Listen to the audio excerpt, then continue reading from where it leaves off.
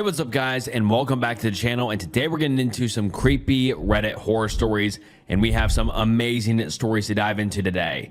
They're scary, they're weird, they're disturbing, and like the title says, they are creepy, so you'll want to stick around. I appreciate you stopping by, it means the world. Please like the video and subscribe to the channel and comment down below and let me know if you'd like to see more videos like this in the future. But yeah, this video will be long enough already, so sit back, relax, grab a drink, grab a snack, and without further ado, let's get into some creepy Reddit horror stories. My wife is convinced that I've been replaced. Please help me. I don't know what to do. Yes, it probably sounds insane.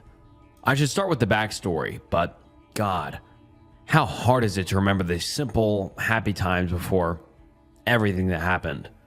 I met my wife, Catherine, when she was 24 and I was 28. We lived in a small town in Kentucky.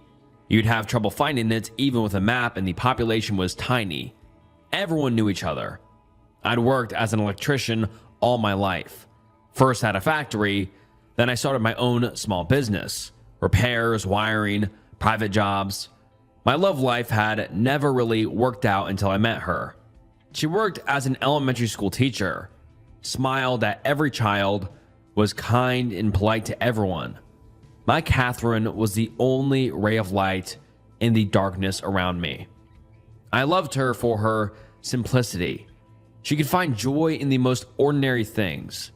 Morning coffee, the smell of wet grass, a cheap movie on the couch.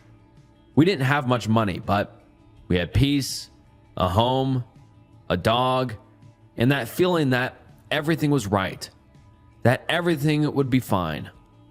I spent evenings fixing things while she wrote lessons plans or knitted. Sometimes we'd sit in silence, listening to crickets, or stay up all night talking about everything and nothing, thinking about children and what we named them. Back then, it felt like life had finally found its meaning. The problems began maybe 2 months ago. At first, small things. She started to have trouble sleeping, then began looking at me strangely, as if something in my face disturbed her. I asked if everything was okay, and she laughed. Sorry, just tired. The kids at school are driving me crazy. Gradually, though, I can't even say exactly when it got worse. She slept less, not because she had insomnia, but because she was afraid to sleep. I asked her what was wrong, but she said she was fine. Still, when we lay together, she'd suddenly get up and go into another room, returning only at dawn. She started having nightmares, but never told me what they were. One day, I lost my temper. You have to understand, I was just worried about my wife. From the lack of sleep, she started to look worse. Dark circles under her eyes, red eyes, pale skin. She lost weight, and every time I tried to help, she pushed me away. So I sat her down across from me and directly asked what she was dreaming about. She was silent for a long time, trembling and glancing at me furtively, as if she was afraid. And then, when tears began to roll down her cheeks, she whispered, "There's a man in my dreams. God, I'm scared, Tom." I went to hug her, and when I reached for her, she flinched, as if I'd frightened her. After that, things seemed to get better, or so I thought. How wrong I was. She used to ask how my day went, but now she just stared out the window. With each passing day, she spoke to me less and less, her words short and dry. And then she'd go to the bathroom or kitchen for some errands, closing the door behind her. And it wasn't just the silence, her eyes had changed. If before they were green, emerald-like, full of life and love, now her gaze made my spine go cold. There wasn't anger or hatred there. No, it was something closer to mistrust, wariness, as if she was seeing me for the first time. Over the next week, I began to feel anxious, a strange burning under my skin, as if something was wrong. but I couldn't tell where the crack was until I realized she was studying me. When I drank coffee, I could feel her eyes on me. I'd look up and she'd immediately turn away, pretending to slice fruit, but her fingers trembled and the knife froze halfway to the board. I'd step outside for a smoke, and when I turned around, I'd see her peeking through the curtain, then she'd instantly close it. When I showered, I'd catch her watching me, studying my body. Then she'd run away. She started doing it even while I slept. She almost stopped talking to me, instead writing something in a notebook and hiding it as soon as I entered the room. Photos began to disappear from their frames. She'd talk on the phone with someone, but hang up the moment I came in. I made an appointment with a psychologist for us, but she refused and said she was afraid to be near me. It all happened so quickly. It seemed like just yesterday we were stargazing in each other's arms, and now this. The strangeness grew every day. Sometimes she asked me to sleep on the couch. I agreed, hoping it would calm her, but it was useless. Her paranoia only worsened. It got to the point where, when I tried to hug her, she screamed, "Don't come near me," and flinched as if I'd hit her. After one of those nights, I decided I had to find out what was really going on, even if it meant taking her to the doctor afterward. I pretended to be asleep when she stood in the doorway. Then she slowly approached soft, careful steps. She stopped at the foot of the bed, and for several seconds, there was a dead silence, broken only by her uneven breathing. I could feel her watching. Not just watching, comparing. That's when I became truly terrified. A cold dread twisting inside me as my wife became something I couldn't recognize. Then the bed shifted slightly down as she sat down on the edge. The air grew heavy. I could feel her stare physically, like pressure on my skin. Then her cold fingers gently touched my wrist, held it for a few seconds, then quickly let go, as if it burned, and whispered, "Pulse faster than Tom's." My heart clenched so hard I nearly twitched. She leaned closer. I could hear her breathing against my face, short, shaky. She smelled of lavender and something sour that made goosebumps crawl down my back. Her lips barely moved. I remember clearly. Tom had a small scar right there. She touched my cheek, but you don't. I clenched my teeth to keep from gasping. Those few seconds of silence lasted an eternity. What scar? I never had a scar on my cheek. I'd know if I did. I wanted to sink into the ground and scream all at once, but I kept lying still until I heard a choked sob and her fading footsteps. The door slammed. I opened my eyes, my heart pounding furiously. I didn't sleep for the rest of the night, too afraid to close my eyes. In the morning, I went to work early, dreading the hours until my shift ended. That evening, over dinner, I said, "Kate, we need to talk." "What's going on?" She gripped her fork so tightly her knuckles turned white, then looked me dead in the eye. "Tom, you've been acting strange." "What do you mean?" I don't know. Sometimes you look different. Sometimes your voice sounds wrong. You even smell different." I didn't know what to say. My head was chaos, and somehow I just laughed. "Kate, maybe you're just imagining things." "I don't know, Tom." My eyes fell on the knife rack. There was a clean strip of dust where the largest kitchen knife should have been, the one we use for everything. Bread, meat, anything. I distinctly remembered it being there before that night. My heart slammed into my throat with a primal panic. I looked at Kate, and she was staring right at me. I wanted to speak, but couldn't. It hit me then my wife might be planning to kill me. The next morning, she left for work, and like a caged animal, started searching the house. I hadn't slept in nearly 48 hours. I know I should have just left or taken her to a hospital, but she's my wife. I love her. She has to see that I am me. I tore through the apartment, frantic, desperate to find something, anything that would help me understand what was happening to her. And I did. After about an hour, in the back of the closet behind a pile of sweaters, I found her wooden box. Old, slightly cracked. The lid was ajar, and when I opened it, a thick notebook fell into my hands. It smelled of coffee and sweat. Her initials on the cover, written in her neat cursive. My heart froze as I realized it was the diary she had been hiding from me. The paper bent under my fingers, her handwriting familiar, but this time jagged, shaky, the page stained with what looked like tears. He's sleeping. I stand by the bed and watch. He looks like Tom, but he's not. Tom had a scar on his left hand from that accident by the river. This one's skin is smooth. He smiles, but the smile doesn't reach his eyes. Something replaced him. I keep counting days, marking steps. If the real Tom, my husband, is alive, where is he? A wave of nausea rose in my throat. With each page, her handwriting grew more erratic. I tested his speech. He says, "I love you," in the same tone, but without warmth.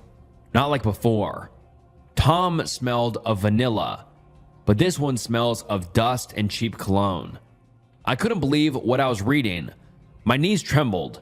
The air around me tightened like a noose. I flipped to the last page. I can't let this thing stay in our house.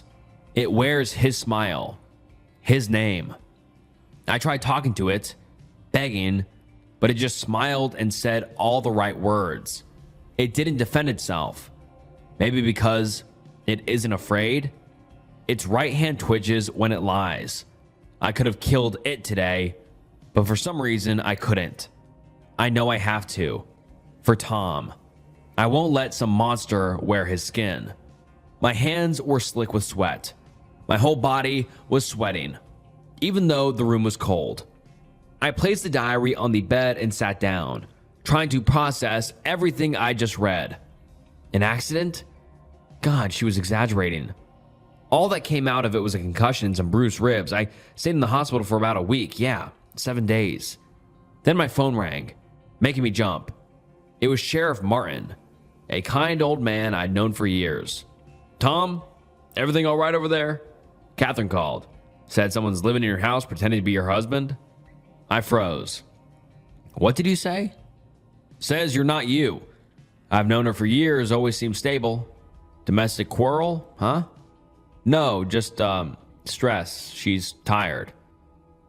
Evening came slowly. I sat on the couch, elbows on my knees, looking at an old photograph, the one that used to sit on our mantle before all of this.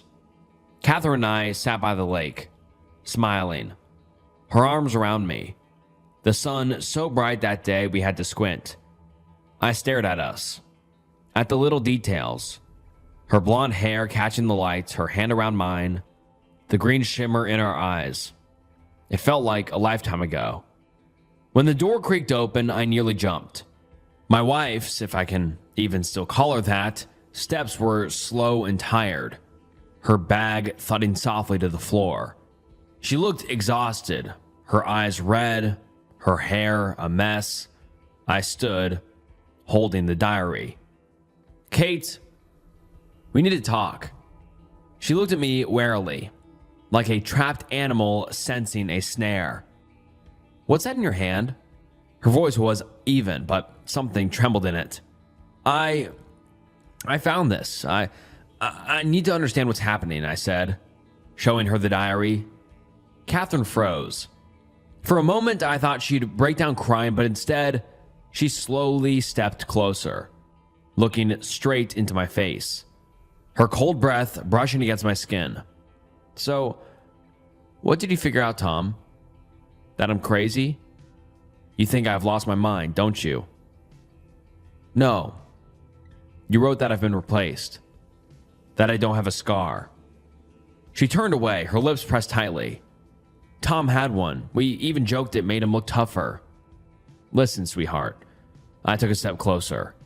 A strange knot tightening in my gut. I'm the same man. I remember everything. How we met, the candles at our wedding, how you laugh when we watch comedies, what you said about that stupid show when we finished it. I remember everything, Catherine.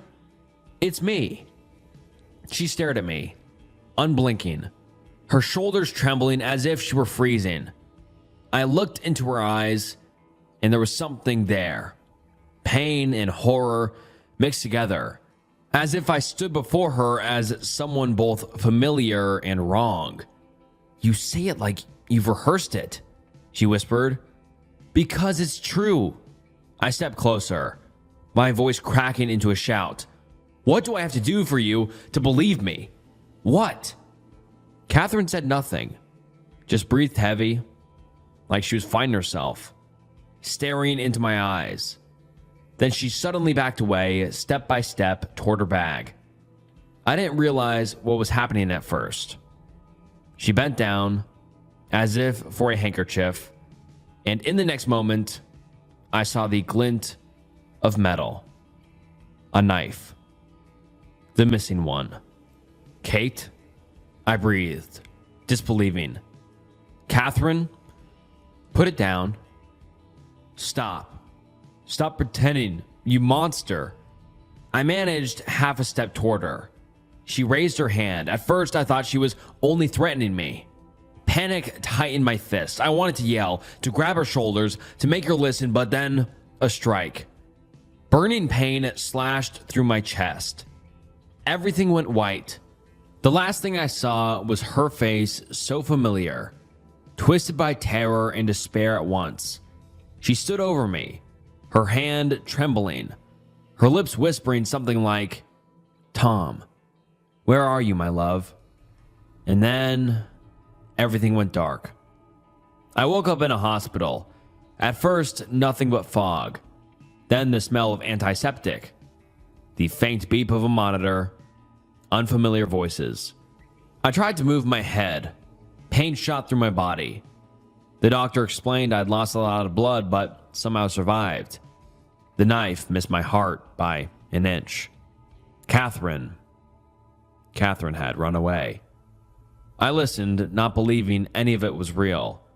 A couple of days later, Martin came by. I told him everything about the knife, the diary, her thinking I wasn't me. He listened, frowning, taking notes. When he finished and was about to leave, he turned back.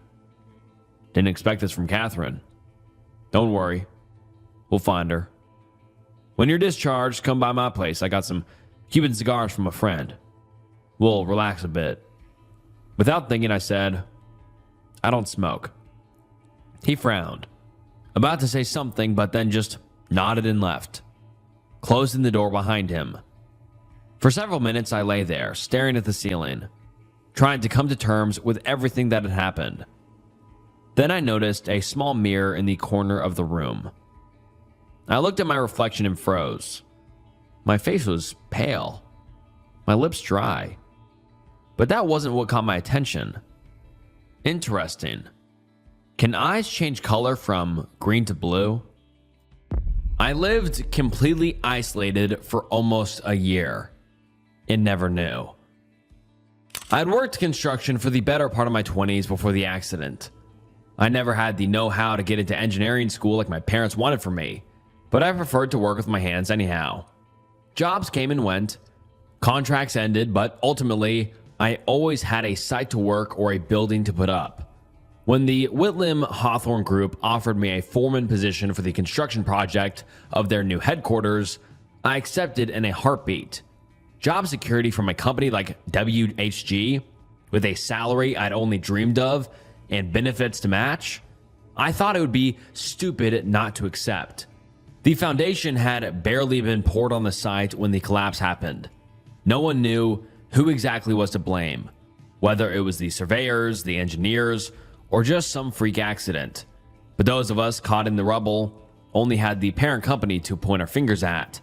3 men dead and 13 injured was apparently a serious enough legal threat that Whitlam Hawthorne opted to offer us such a generous settlement outside of court. You can judge all you want that my silence was bought, but 6 zeros on a check would buy yours too. In addition, they also offered me a systems job. I'd be able to work from home, and even a reduced renter's rate at one of their apartment complexes, in a unit that would accommodate the wheelchair I'd be confined to the rest of my life. Until then, I didn't even know that they owned any residential properties, but the complex looked decent enough on the pamphlet they sent me. After all, I certainly couldn't live alone in my current 4th floor apartment anymore. I moved in near the beginning of February last year. I won't lie, the adjustment to everything at once hit me a lot harder than it should have. Overnight, I'd gone from working outside every day to being restricted to a wheelchair I had no intuition for using, and being stuck inside all day long. My hard hat and boots swapped for a work laptop and a filing cabinet. The depression caused by my new situation was only worsened when I got settled in. It was embarrassing how little I owned that would still be practical given my new lifestyle. So it didn't take long for the movers to bring everything over. I was moved in less than a day after I got out of the hospital. The apartment was a 1st floor unit for obvious reasons. The 2nd and 3rd floors each had units with patio balconies that extended an outcrop over my minuscule fenced-in yard. As a result, the already tiny windows in my living room barely got any sunlight during the day. Off to the side of my living room, I had a kitchen with lowered countertops and extended storage space on the lower shelves. My bedroom was spacious, with a wheelchair-accessible closet and a roomy attached bathroom. I wish I could say I was thankful, but the accommodations only reminded me that I'd never live the same life again. Please don't get me wrong. I'm absolutely not one of those guys who sees disability as something that makes someone lesser. My aunt was a wheelchair user when I was growing up, and I had an older brother with special needs. Both of them had my respect for as long as they'd lived. But both of them had died because, in one way or another, they depended on something that couldn't be provided for them. In her old age, my aunt fell out of her chair at home one day and didn't have the arm strength to crawl back up to reach the phone. The medic said that her pets had begun to eat her even before she died. My brother committed S-word because my parents refused to get him the help he needed. I still won't talk to my family for that. And now, after almost 30 years of independence and ability, it seemed as though every one of my prospects was ripped from me, and I was entirely dependent on the company that had caused it. In short, I was very, very bitter. In June of that year, it was as hot as it had ever been in my state. By then, I'd settled into a dull routine. Wake up, do a few arm exercises before I showered, eat breakfast, and then try to get some work done before lunch. What I did could barely qualify as work, but it seemed like the company thought it would be better to have me under NDA and payroll than risk me suing. Once lunch came around, I would check my fridge for groceries and add what I was running low on to my weekly mobile delivery order. It was so much easier to have someone else leave groceries at my front door than to find a way to actually get to a supermarket. I found a routine where I honestly never had to leave the apartment. I avoided human interaction those days, so it was easy to stay inside. The only voices I heard for months were my neighbors. From what I could tell, I lived underneath a married couple that never stopped fighting, and in the unit next to me there was an older woman with at least a couple more cats than our lease allowed. On one particular morning mid-June, as I got out of the shower and dried my head, I opened my eyes to find that the power in my apartment had suddenly gone out. It was inevitable. Everyone on the block had to have their AC units on blast. I finished drying off, and for the first time since I moved in, rolled over to the curtain sliding door attached to my living room and went out into my small yard, where I knew I'd find the breaker box. The outside air was hot and heavy, and as I watched my toes brush against the grass that they couldn't feel, I noticed that without the noise of the AC units running outside, it was very, very quiet. Not even the sound of insects or birds filled the morning air. And for a moment, I let the morning sun rest on my face before it would rise behind the patio, overshadowing my yard. For as short as it lasted, the peace that overwhelmed me was blissful. The silence was interrupted by the sound of a sliding door from above, creaking wood and the sound of footsteps, followed by the familiar arguing voices I'd grown painfully accustomed to. "If you don't want to fix it, then I will." The wife's voice grew louder as she moved above me. "I never said I wouldn't do it. I said give me the damn minute to put my shoes on. Why do you always—" I zoned out as their arguing continued above. Even the briefest joy was fleeting. I thought as I opened my own fuse box and flipped the breakers, I heard my AC unit whir to life from outside my fence, muddying the soundscape once more with its mechanical whine. At least it drowned out the arguing above. As I struggled to figure out how to wheel back over the lip of the sliding door, I heard the arguing stop, and the couple's sliding door slid shut and closed above me. I managed to get back inside, and hoped I wouldn't have to go out again anytime soon. I'm ashamed to admit that was the last time I went outside for months. I'd gone no contact with the rest of my family years ago, and what few friends I had lived out of state. I had no reason to go out anymore, so the summer's heat paired with my depression only forced me inwards. Wake up, shower, eat breakfast, work all day, sleep. Even the arguments upstairs and the occasional meow from the unit next to me became monotonous. I drowned as much of it out as I could. The same voices, the same fights, the same cats misbehaving, day in and day out.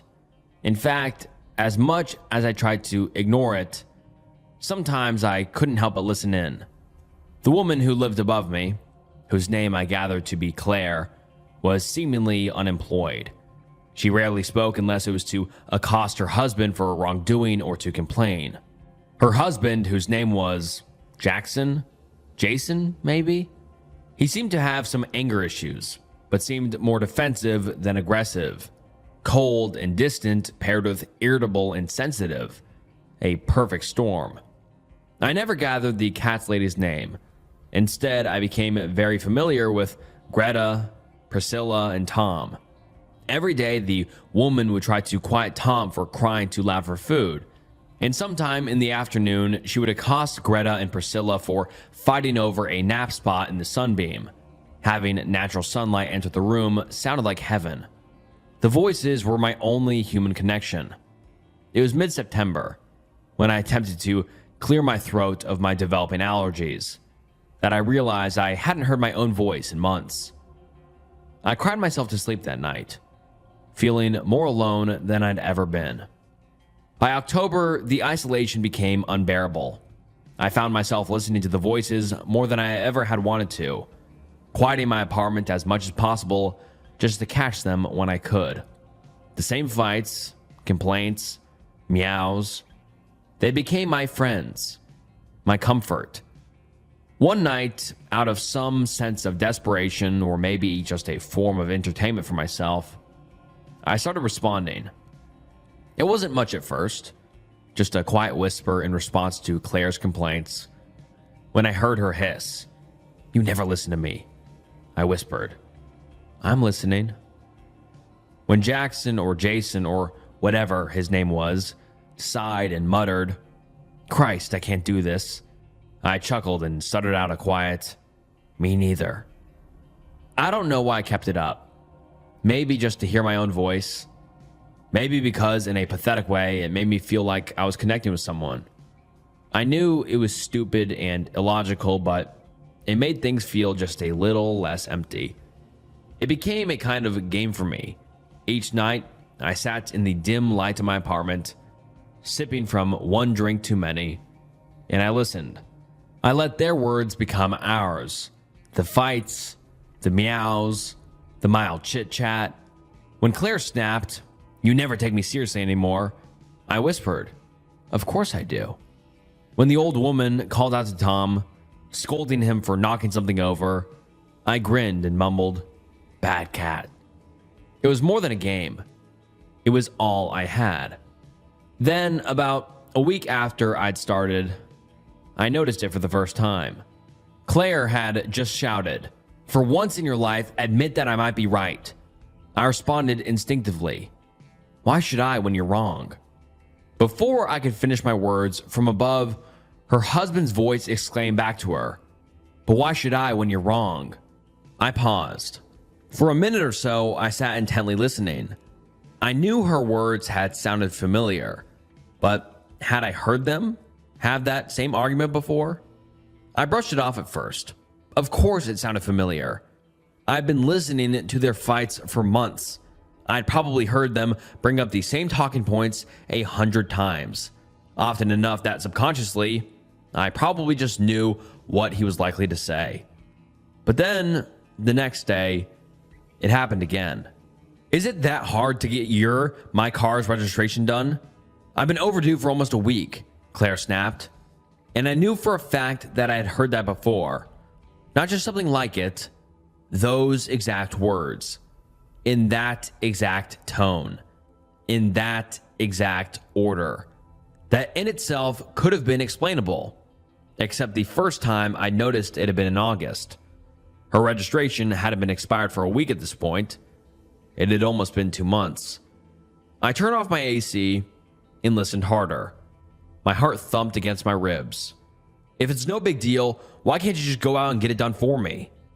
There. She'd said that part too, I thought.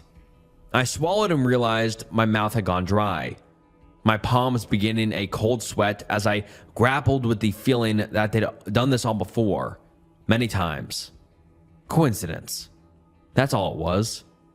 Maybe their fights really were that predictable. I told myself to ignore it, but I couldn't. That night, I lay awake in bed, staring at the ceiling, my ears straining to pick up what was being said above me. I tried to convince myself I was just being paranoid, but something felt wrong. That next day, I kept notes of what little I could hear around me on my computer. In the past, I paid little attention to what was being said and when, but on that day, I was meticulous. I kept every fan off. I didn't run my laundry. I skipped my shower. I did everything in my power to keep my home as quiet as possible to maintain the ability to transcribe every word being said. From the old woman next to me, 8:15 a.m. "Oh, Tommy Tom, be quiet. I fed you already." From upstairs, 8:17 a.m. Claire on the phone. "Yes, he left for work. No, it'll just be me here until he comes home for lunch." 12:32. Upstairs again. "Jason, I told you to not slam the front door when you come in. You scare the hell out of me every time." All throughout the day, anything that I could struggle to make out, I made note of. The next morning, I awoke earlier than usual. I had my notes and I had some time, so I showered and made my way to the middle of the apartment to listen once again. I sat eagerly waiting, checking my watch and waiting for signs of life. Then, from the apartment adjacent to mine, at exactly 8:15 in the morning, the woman began to speak. "Oh, Tommy Tom, be quiet. I fed you already." 8:17. "Yes, he left for work. No, it'll just be me here until he comes home for lunch." And more. All morning long, I listened in awestruck silence at my entire day's transcription being reenacted word for word, minute by minute. By the time 12:32 rolled around and Claire complained about the door slamming, I was sickened to realize that on neither day, nor any other, had I actually ever heard their door slam shut. As if the same script was being read over and over, just muffled enough and just faint enough to keep me from noticing. I needed air, so I did something I hadn't done in months. I left my apartment. I struggled to wheel out into the complex's courtyard, squinting against the sunlight. The fresh air strange but refreshing against my skin. The apartment building wrapped around in a neat, uniform U-shape, with a mirroring building just across the narrow parking lot. The second and third floor balconies of each building were stacked like dull concrete shelves above my head. I looked up at the couple's unit just above mine. The small windows all had their blinds wide open, but I couldn't make out movement inside. I wheeled, turned around to look at the unit next to mine, where the old woman lived. Blinds open, but the same. no movement inside. I realized quickly that every unit in my building, in the building across the way, was the same. Blinds open, no signs of life. I sat there for nearly an hour, watching.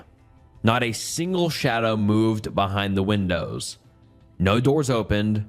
No one entered or left the building. The silence pressed against me as I realized that not only were there no people visible to me, there was no movement at all. No birds, no passing cars, no distant voices from other tenants. Just the wind and the faint mechanical hum of the AC units. Living isolated will do strange things to your mind. It'll make you keep track of things that societal norms would normally remind you of. But it also makes you ignore glaring truths right under your nose. It wasn't until I sat there, utterly confused, that I suddenly realized that I had never seen my neighbors. Not once. Not leaving their doors, not in the parking lot, not on their balconies, despite hearing their voices out there almost every night. I hadn't even spoken to anyone in person when I moved in. I'd filled out all my paperwork online, and I'd been driven here by a company vehicle when the movers said they'd brought everything over. A sick feeling crept into my stomach. I'd lived here for 8 months. 8 months of hearing these people argue, of hearing the woman behind me talk to her cats. And I had never once seen another human being in the flesh. The implication had barely begun to set in when, almost in reaction to my realization, the blinds in the apartment next to mine suddenly closed shut. They were followed only a few seconds later by those belonging to the unit upstairs. And in almost a cascade, all of the open blinds for every unit in the building were closed. I moved faster than I had ever had in my chair. I wheeled quickly out of the little courtyard and into the parking lot street. Surely there had to be a leasing office somewhere nearby. As I reached the lot, I looked both ways and saw only rows and rows of identical buildings, the blinds on each slowly closing, the movement rippling away from me for what seemed like miles of units. I had never realized the scale of the complex. As I hustled to find any building that stuck out, I noted that I still saw absolutely nobody. Empty cars parked in lots, bicycles leaned against fences, varying patio furniture, even children's toys left on sidewalks as though they'd been returned too shortly. All signs of life, but without any life at all to be seen. After about 20 minutes of searching for any indication of an office, I returned to my home. My arms were exhausted from moving more than I had in a long time, and I knew I couldn't keep searching forever. I made it back to my unit not long after, with the surrounding windows blocked from view by obtrusive blinds. My home felt bleak, solitary among the rest of them. It didn't help that I knew that somehow I really was the only one here. I made it back inside and closed the front door behind me. Not 1 second later, as I turned to go to my room, a chime startled me, and I realized that my doorbell had been rung. I immediately turned back to reopen door, but outside there was no one to be seen. Just my weekly grocery delivery sitting neatly on my doormat, impossibly waiting where it hadn't been only 5 seconds prior. The following days were a blur. Had there actually been anyone outside to look at my apartment, they would have seen me wildly going from window to window, peering through blinds like a tweaker waiting on a package. For about a week, all of the arguing, the meowing, the idle conversation that had repeatedly permeated my walls went absolutely silent. Whatever was going on, it caught wind of my curiosity and stopped, as though to gather itself and prepare. And prepare it must have, since when the sounds of human voices and interactions reappeared a week later, they changed. New arguments, new discussions, even a new cat supposedly added to the bunch. The second day that the voices were back, I noticed that they were different from the day before. The conversations were new the next day as well, and the day after that. For 7 days, I almost allowed myself to believe that maybe I've been imagining things. I even began to hear the occasional car outside, slowly creeping past. Maybe something I somehow hadn't noticed before. On the 8th day of the return of the noises, however, my heart sank. Repeated phrases, returning arguments, and interactions that I'd already hastily taken note of 1 week prior. The next day followed suit. They learned, but only a little bit. Whatever loop was being played for me was now a whole week's worth of audio, not just a day's worth. Even the passing cars returned exactly at the times I'd remarked a week prior. But now that I was looking for them, I could tell that they were driverless. 2 weeks had passed since I left my apartment, and a thought occurred to me. What would happen if I tried to interrupt the routine? I checked my notes of the prior 2 weeks and began to prepare a plan. The next day, the old woman would chastise her cats for ganging up on the new kitten at exactly 9:13 and 3 seconds. However, I would knock on her door at 9:13, hopefully forcing whatever charade was about to be performed for me to have to adjust. The next morning, I prepared myself. I shaved for the first time in weeks, and I made sure I looked as presentable as possible. I couldn't give them any reason or excuse to not open the door for me. I waited in front of the door for about 2 minutes, my eyes locked on my wristwatch and my ears as alert as they'd ever been. The very second my little Casio turned 9:13, I knocked as loudly as I could without sounding aggressive, and was sure to stop knocking in less than the 3 seconds it would take for her to start speaking.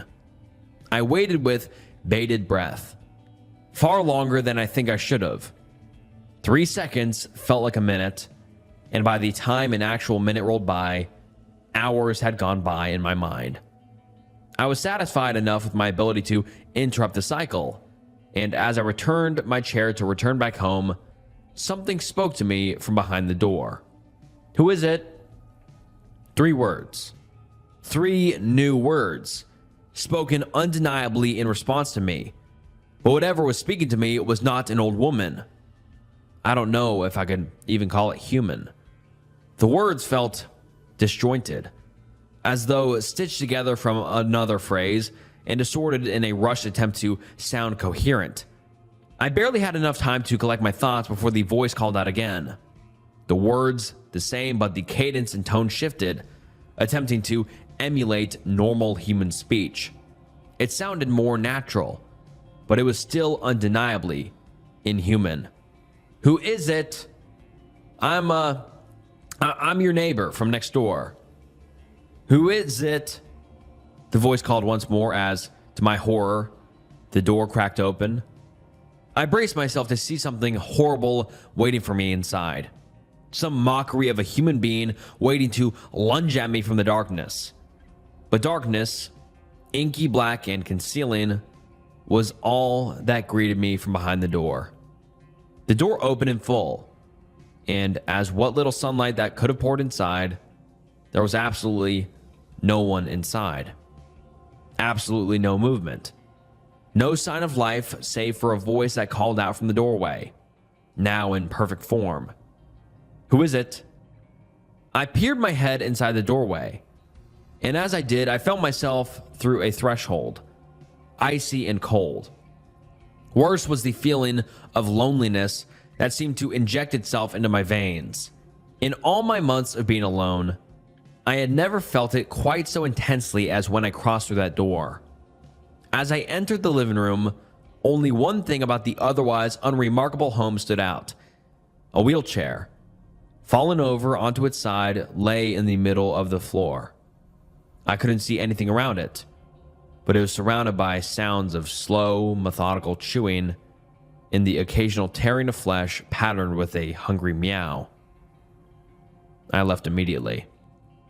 After that day, the pre-written schedules changed more often and far more sporadically. Sometimes I would go days without hearing anything. Sometimes entirely new arguments would appear in days I thought I documented. And occasionally, the cars I would pass would make a turn they hadn't before.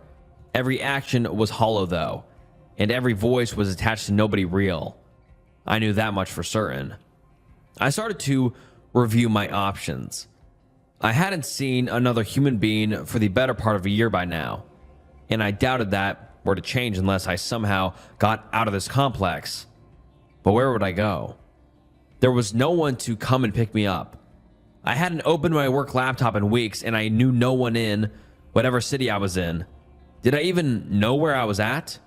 I vaguely remembered the offer after the accident and the company men coming to get me from the hospital, and my mind struggled to remember the actual order of events that led me to living there. The more I puzzled it over, the less it made sense. As far as I could piece together, I had been in the accident, and some suits had visited me in the hospital when I woke up. They explained vaguely what happened and that the company wanted to avoid legal troubles, so they passed me over the check and the new job offer, as well as the pamphlet for the apartment. I remember signing my leasing information online from the hospital, and then I remember being brought here directly from there. Had it been that immediate? Had I been in such a daze I didn't recognize the strangeness of the situation? My thoughts were interrupted by a knock at my door.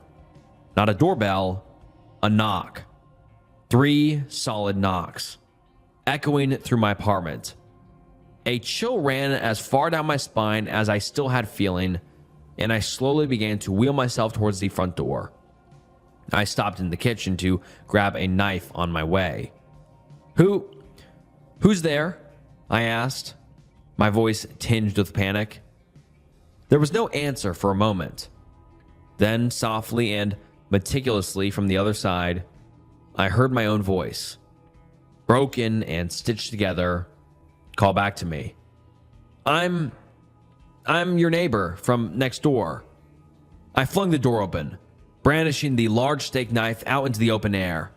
I couldn't see anyone in front of me, but I knew that something was there. I sat, wildly swinging the knife in front of me, and the voice called again from right in front of my face. I'm your neighbor from next door. There was a shimmer in the air, a glint of sunlight, a distortion outlining a shape that was unambiguously humanoid, and it was entering the threshold of the door, slowly creeping towards me. This was my only chance. With all the strength I could muster, I hurled the knife towards the no one in my entryway, and as it passed through the glimmering shape I knew, so could I. I pushed myself towards the no one, and as I entered its form, a cold I'd only ever felt once before shot through my veins. The icy sting sought to freeze me in place, and the empty solitude that pressed in around me should have taken all the steam out of me. But I didn't let it. I could feel it now.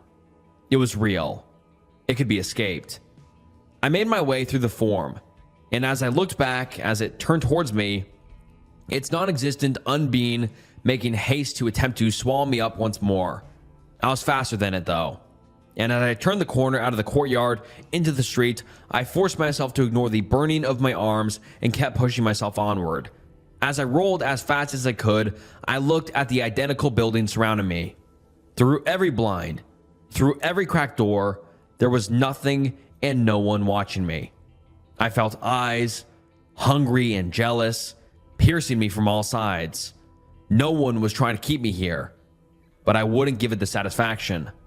I caught glimpses from my peripheral vision of glimmering nothings, clambering out of doors and emerging from parked cars. I felt chills run through my body once more as I must have passed through a group of them, their arms outstretched attempting to grab me.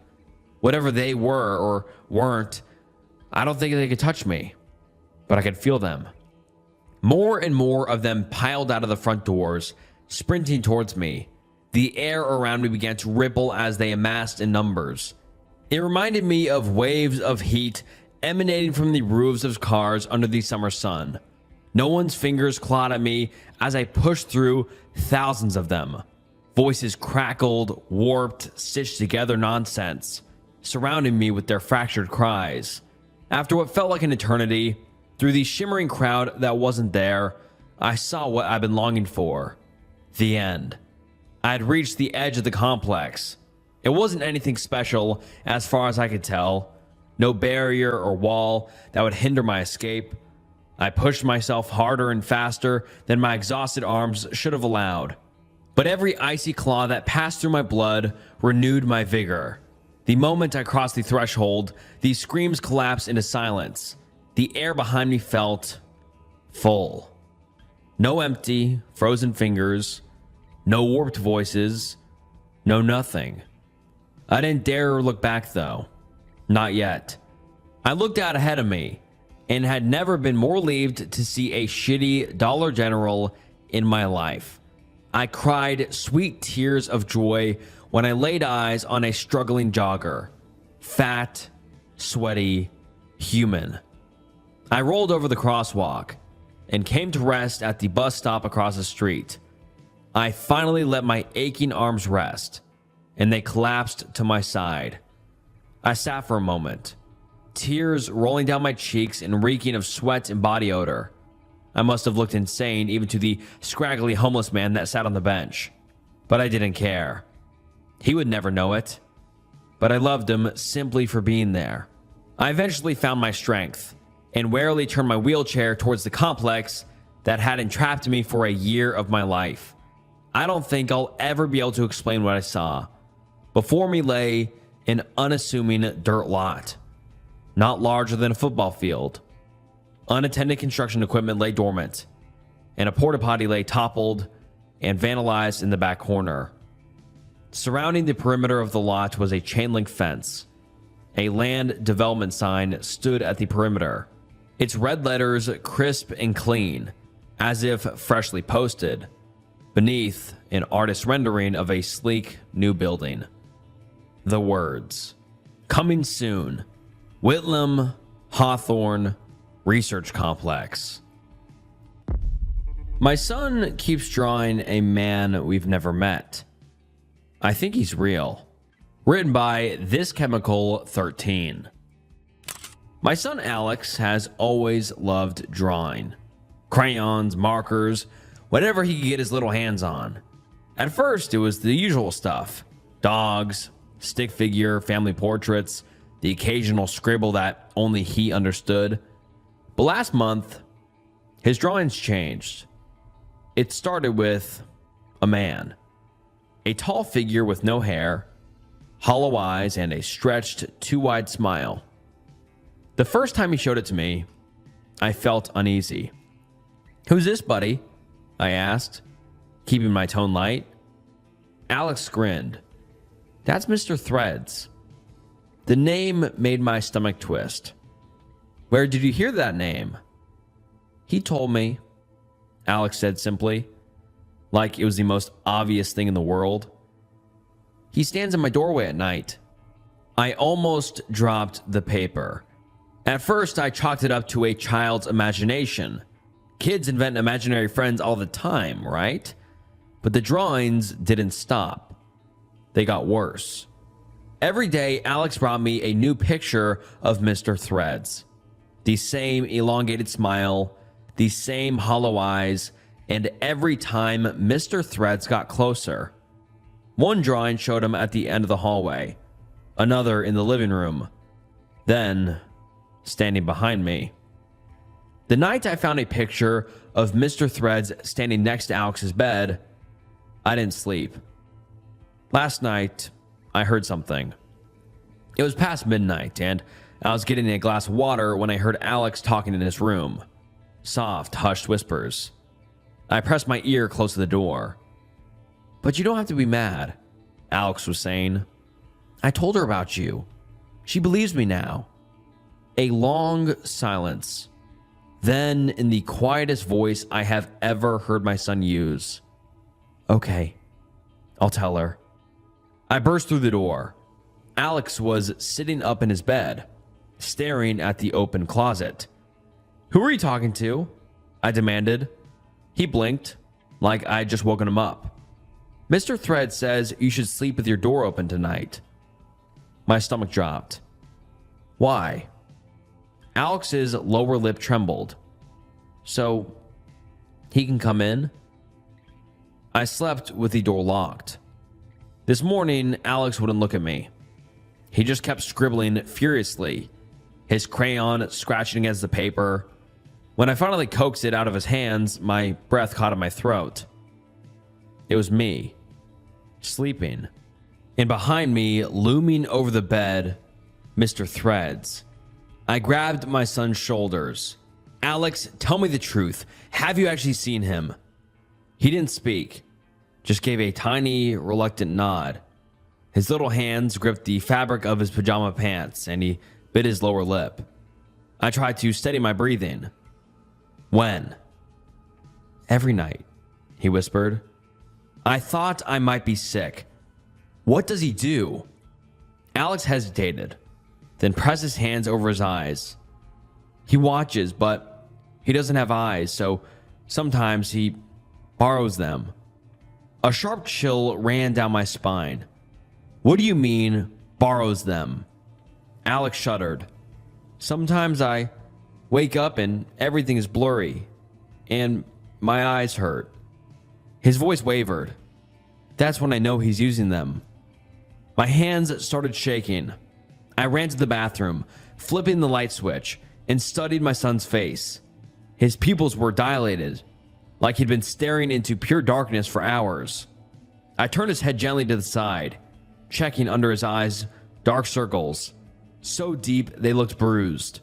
We're leaving, I said, my voice barely above a whisper. That night, I kept every light on in the house. I let Alex sleep in my bed, keeping him tucked close to me, his small fingers gripping my sleeve like he was afraid I'd disappear if he'd let go. I didn't blame him. I felt the same way. Sleep didn't come easy. Every shadow in the room felt like it was stretching toward us, reaching. I kept reminding myself that it was just in my head, just my own paranoia turning shapes into monsters. Then, at 3:07 a.m., Alex gasped awake. I bolted upright. What is it? He trembled violently, clutching at his face. Mom, my eyes, I can't see. I grabbed his shoulders. It's okay, I'm here, you're safe. But even as I said it, I saw the shift in the room. The light flickered, just once, then again, and the temperature dropped. I turned slowly toward the bedroom door. It was open. A long shadow stretched across the floor. Alex sobbed into my chest, his tiny fingers curling into fists. He's here, he whimpered. I didn't look. I couldn't. Instead, I pulled Alex into my arms, stood up, and backed toward the furthest corner of the room. My heart slammed against my ribs, every instinct screaming at me to run, but I didn't know where to go. Then, the whisper came. You see me now. I snapped my eyes shut. It was right there. I could feel it. A presence looming over us, stretching, growing, filling the room with something cold and unnatural. My breath came in shallow, rapid gasps. I felt something graze my cheek. I ran. I don't remember getting to the car. I barely remember buckling Alex in, my hands fumbling as I tried to still my shaking fingers. All I remember is driving, tearing down the street at 3:15 in the morning, refusing to look in the rearview mirror. Alex sobbed quietly in the back seat. He knows where we're going. I didn't respond. I just kept driving. That was 3 days ago. We're at my sister's house now, staying in her guest room. Alex hasn't drawn anything since we left. He still wakes up in the middle of the night, gasping, clutching at his face, shaking uncontrollably. I don't know what to do. I don't know if running was enough, because last night I woke up to Alex standing by the window, his hands pressed to the glass. He's outside, he whispered. He wants to come in. And this morning, I found a drawing crumpled under his pillow, a sketch of my sister's house, with Mr. Threads standing at the front door. I Was Dead for 30 Days. Written by Satterdead. It was a 8-hour drive back home. I'd been visiting my dad for his birthday, but I had to get home. I hadn't been able to get time off work the next day, so it was going to be hell and a half if I didn't get there by morning. The weather wasn't on my side either. What started as a mild wind had escalated to an incessant howling, rocking my car with gusts of wind that nearly knocked me off course. I could barely hear the radio over the raindrops knocking on my sunroof.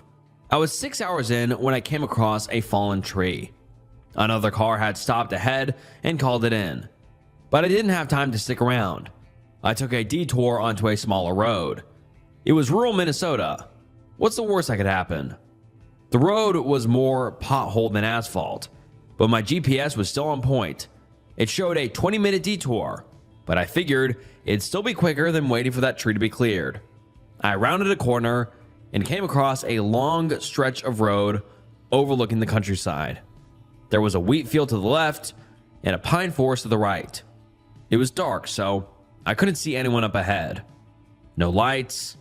I kept going straight, leaning back in my seat. All of a sudden, a car. It was parked by the side of the road. I swerved, but I ended up smacking it and cracking a taillight. I came to a full stop about 20 feet further down the road. Looking back, I bit my lip.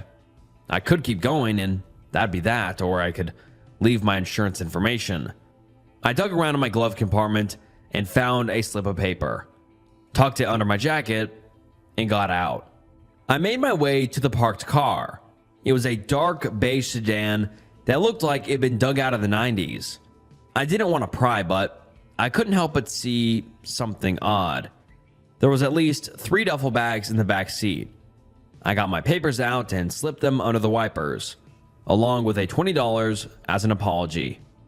I was walking back to my car when I noticed someone approaching. I noticed a couple of details. They had a dirty shovel flung over their shoulders and were holding another duffel bag. That made it 4 in total. I had this uneasy feeling. I was looking at something I wasn't supposed to. This person had been digging something up in the middle of a rainstorm. I couldn't imagine they wanted someone to see them do it. I got out of the rain and into the driver's seat. I put the key in and fired up the engine. It made a bit of a huffing noise as if wanting to stall, but it didn't. Then someone knocked on my window. I could have put my foot on the gas, but I didn't. Instead, I turned my head, only to see a stern-looking man in his early 50s. He had a thick mustache and a black baseball cap, a look that made me think of someone trying their best to be forgettable and neutral. He was holding a gun. He made a rolling motion with his hand. "Let's have a short conversation before we go off running," he said. "It'll just be a couple minutes." I rolled down the window. It was dawning on me just how bad this could get if I wasn't careful. We were alone on a small, nondescript road during bad weather, and no one knew I was there. And he didn't look like the type of person who was eager for a rational discussion. Sorry about the taillight," I said. "Mind lowering that pistol there?" He forced a smile. "I wouldn't mind, yes." He reached his arm in through the open window and unlocked the door. Opening it, he motioned for me to step out. I looked back at the steering wheel, not sure what to do. Maybe I could get away if I did something sudden. "I wouldn't do that," he said. "It'll get messy." I didn't see anything," I assured him. "I'm just passing through." "I'm sure you didn't. Now step out." Looking down the barrel of a gun, I was inclined to listen. I stepped out. My mouth went dry as my senses heightened. I could feel the blood rushing to my head. "I don't know what you think I saw," I said. "It was just a duffel bag and a shovel. I don't even know you." "Just step right this way," he said, pointing me to the side of the road. "I didn't see the license plate. Hell, I can hardly see you. It's raining too much, you know?" "Fair enough." He pointed at something up in the pine woods. "Can you see that?" he asked. I leaned in and looked closely. There was nothing up there, just pine trees and rain. Then I realized what he was doing. He was making me stand still. I didn't have time to turn my head before he fired the gun. Now, a lot of stories would have ended there. That would make sense. Even though I barely knew the guy or what he'd done, he wasn't taking any chances. He shot me point blank in the head. I had no idea what happened next, but I figured out a couple of things. He pushed my car into a lake, and he buried me in a shallow grave just east of that road, in a field, right up a hill. Writing it out like this, it seems almost detached. Like it didn't really happen to me. Like it happened to someone or something else. But I can't say it any other way. He killed me, and I didn't even understand why. In terms of time, it felt like blinking. One moment there's a flash and a bang. The next, I'm inhaling dirt. I almost choked then and there. A first sour breath, bitter with the salt of the earth. I flailed around until the air touched my fingertips. Then I dug. I gasped for breath, but all I got was mud and grass. Finally, my face broke the surface. I wheezed, sucking in the night. Only then did I realize that my heart was still beating out of my chest. I was still surprised by the loud sound, the gunshot. The rain had seemingly cleared up, but it was late. I was out in a field. It was a small glade in the middle of a pine forest, where I was surrounded by these strangely colored sunflowers. They were probably white, but they looked kind of blue in the moonlight. I just had the clothes on my back. He'd taken my phone, my car keys, my smartwatch, everything. He'd buried me alive, I thought. But the strangest thing about it was that right where I'd been lying, there was a cross. It was crude, a couple of broken 2x4s nailed together. It looked more like a plus. But what the hell kind of murderer leaves their victim alive and marks their grave? That's when it hit me. He didn't leave me alive. He'd shot me in the back of the head.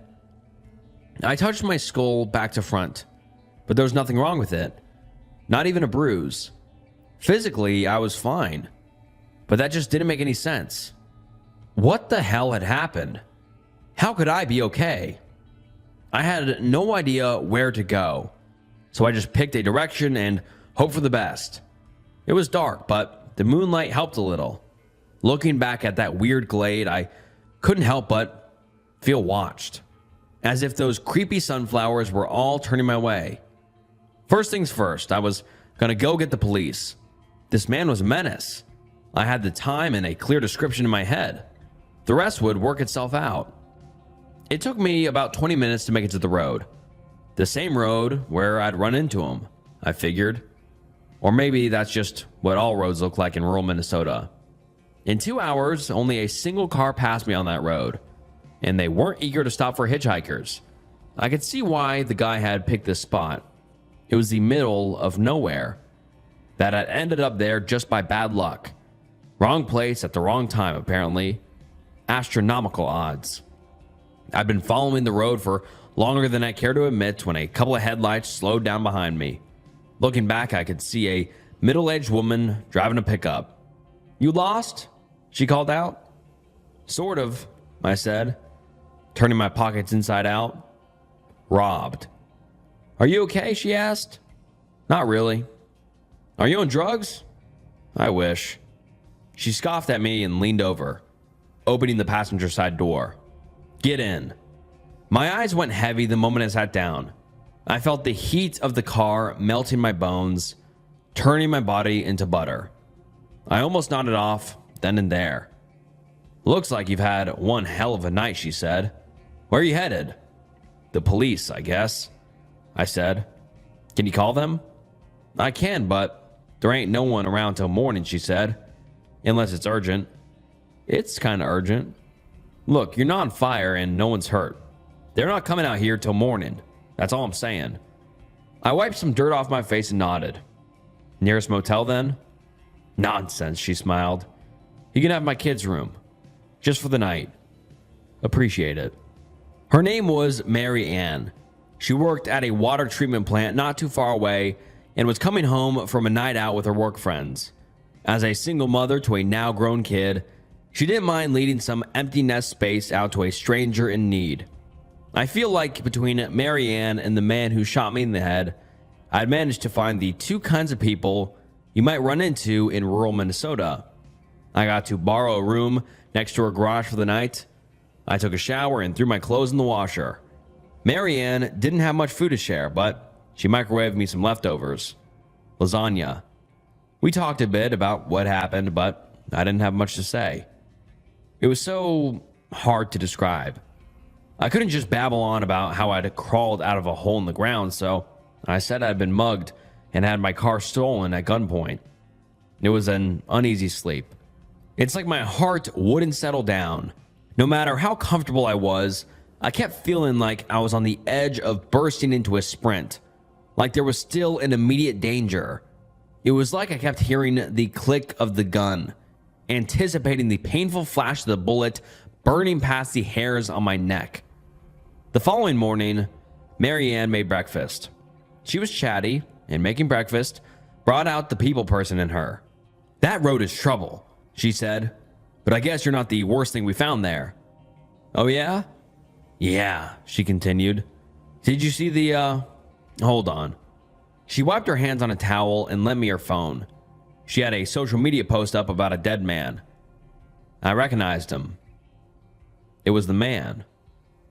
The one who shot me. There wasn't a lot to it.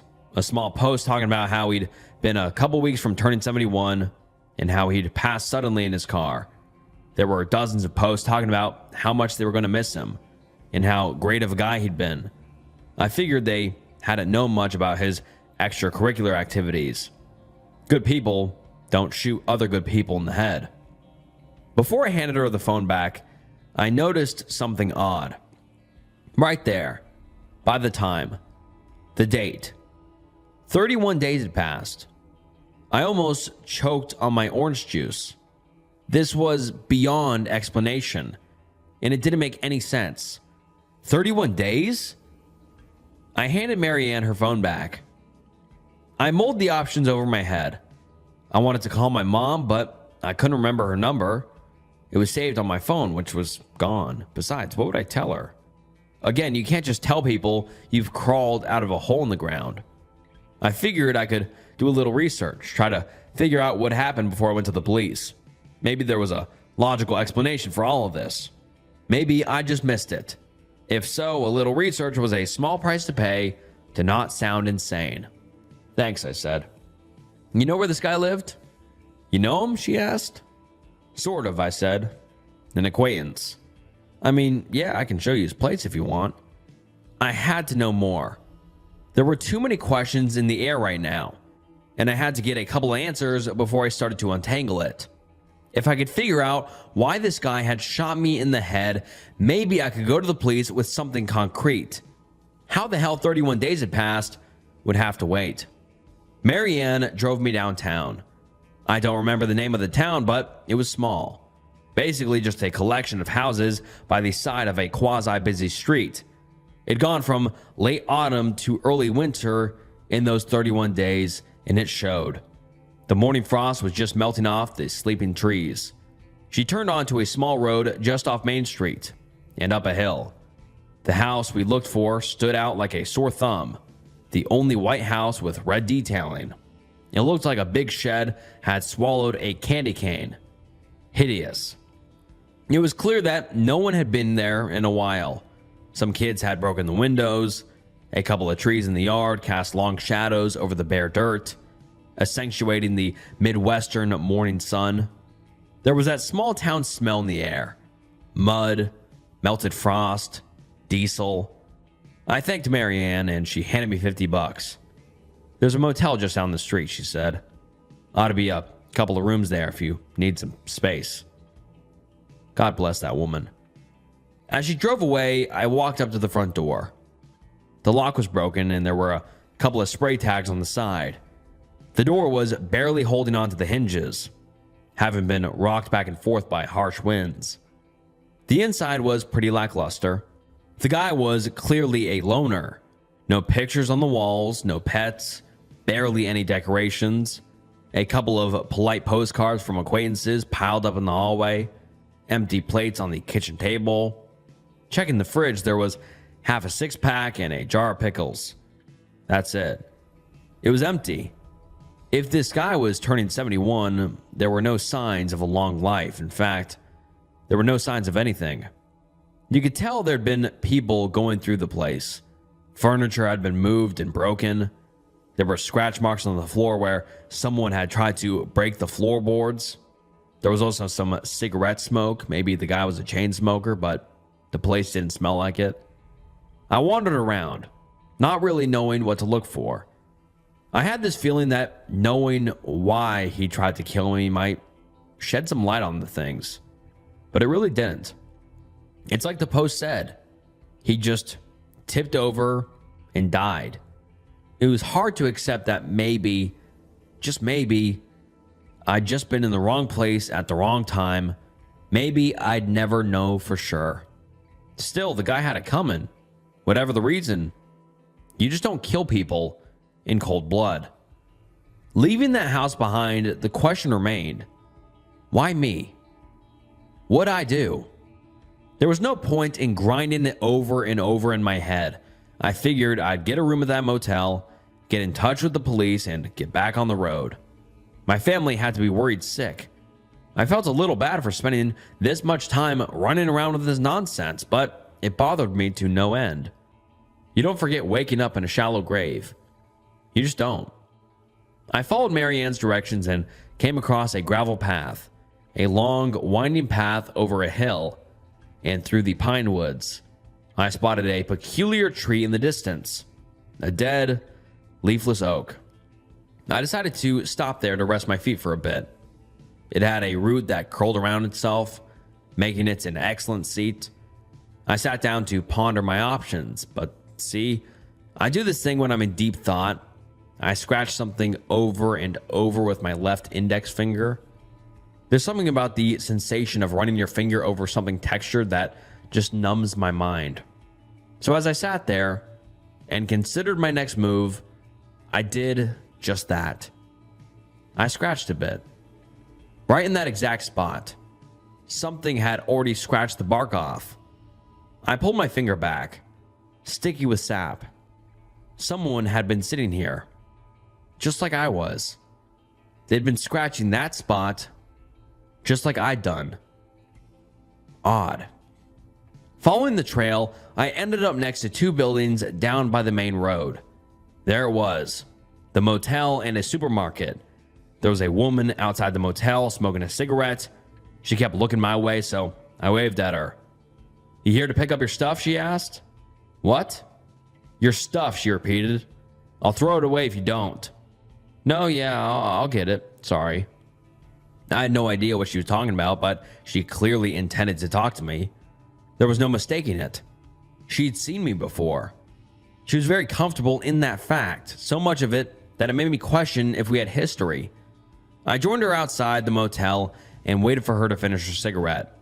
I got a stern talking to about leaving things behind. Apparently, there was only so much space in the lost and found. I apologized, which eased the tension a bit. Maybe she was expecting some kind of entitled big city folk talk from me. She said she'd give me 20 minutes to clear out the room and handed me a key. I hurried down the hall and up the stairs. Standing outside that room, I didn't know what to expect. I'd never been there before. I'd never seen this woman, and yet she seemed to know me, or at the very least, she'd seen me before. When I entered, I could tell someone had been living there. There were some clothes and a couple of items scattered across the nightstand. It didn't take long until a chill crawled up my spine. The clothes in that room were my size. There was a toothbrush in a green plastic case in the bathroom, just like I always keep. I'm a bit squeamish about bacteria, which begged the question, had I been there before? I decided to do a test. If I had been there before, my phone would be tucked away and hidden near the bed. I'd had some bad experiences with staff stealing my electronics in the past, so I leaned over the bed and fumbled around for a bit. And there it was. I found my phone nuzzled between the wall and the bed, but more than that, I found something hidden underneath. A black metal box with a 4-digit code. I tested the first 4-digit code that came to mind, and voila, it popped open. In it, I found a gun, 6 bullets, a stack of about 40 $100 bills, and a notebook. There was a knock at the door before I could explore a little further. "You finished?" the lady asked. "Sorry," I said. It's gonna be a while." "You staying?" "Would you mind if I did?" "You paying?" "Of course, yeah." "All right then." I sat there for a moment, taking it all in. How could I have known it would be there? And how would I know the code? How could I have been in that room without remembering anything about it? It didn't make sense, but I was holding the proof in my hands. There had to be answers. I paid for a couple of days and locked myself in that room. I gathered all clothes and checked all the corners to make sure there was nothing else hidden in there. It felt strange, like I was following in my own footsteps, but I'd never been there before. I'd woken up in that field like no time had passed. What was I missing? I kept the TV on in the background just to fill the empty space. I checked the phone. There were a couple of outgoing calls, a few of them short, a couple of them a little longer. Some of them were dated from about 10 to 15 days after I was attacked. In the empty space I couldn't account for, those were 30 days of my life that were just gone. But something had happened in between. There were a couple of texts too. Most of them were just people being worried, asking if I was okay. There were a couple of replies sent from this phone, but just a few. They were short, just saying, "I'm fine," but one text stood out. It was from my younger sister. "Why are they saying you're dead?" she wrote. There'd been no response. Dead? I immediately tried to call her, but my phone was disconnected. Either the service was discontinued or I hadn't paid my bills. Either way, I wasn't getting through. I decided to check the notebook. The pages were all dated, starting at about 21 to 22 days after my supposed death. It mentioned waking up in a field of blue sunflowers, disoriented, and looking for help. It mentioned getting a ride to town from an old man in a blue van. Other entries mentioned talking to people about my assailant, only to find out he'd already died. It seems that my first instinct was always to find the guy who killed me, and always finding out that he was gone. These notes spoke about an experience that was almost identical to mine. About waking up, about getting to a motel, about looking up the house of our attacker. Apparently, that's where they'd found the gun and the money. Maybe it hadn't been kids messing up the place. Maybe it was me. The notes also mentioned a letter left behind. It just said that he was sorry. The note read. There were more notes, dates, connections, so I flipped to an empty page, grabbed a pen, and tried to put it all into a coherent timeline. It seems that after about 10 days after getting shot in the head, I'd woken up in a field for the first time. I tried to find the man who did it, but he had already died more than a week prior. According to the notebook, the man had died either the same night that I did or the day after.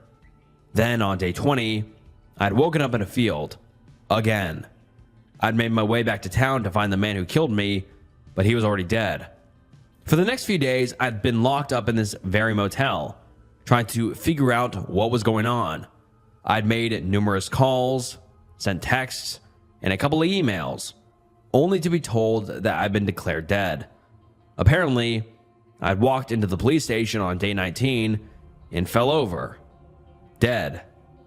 Complete organ failure, according to the coroner. The notes warned me about contacting friends and family, telling me I'd just caused harm and confusion. For all they knew, I was gone.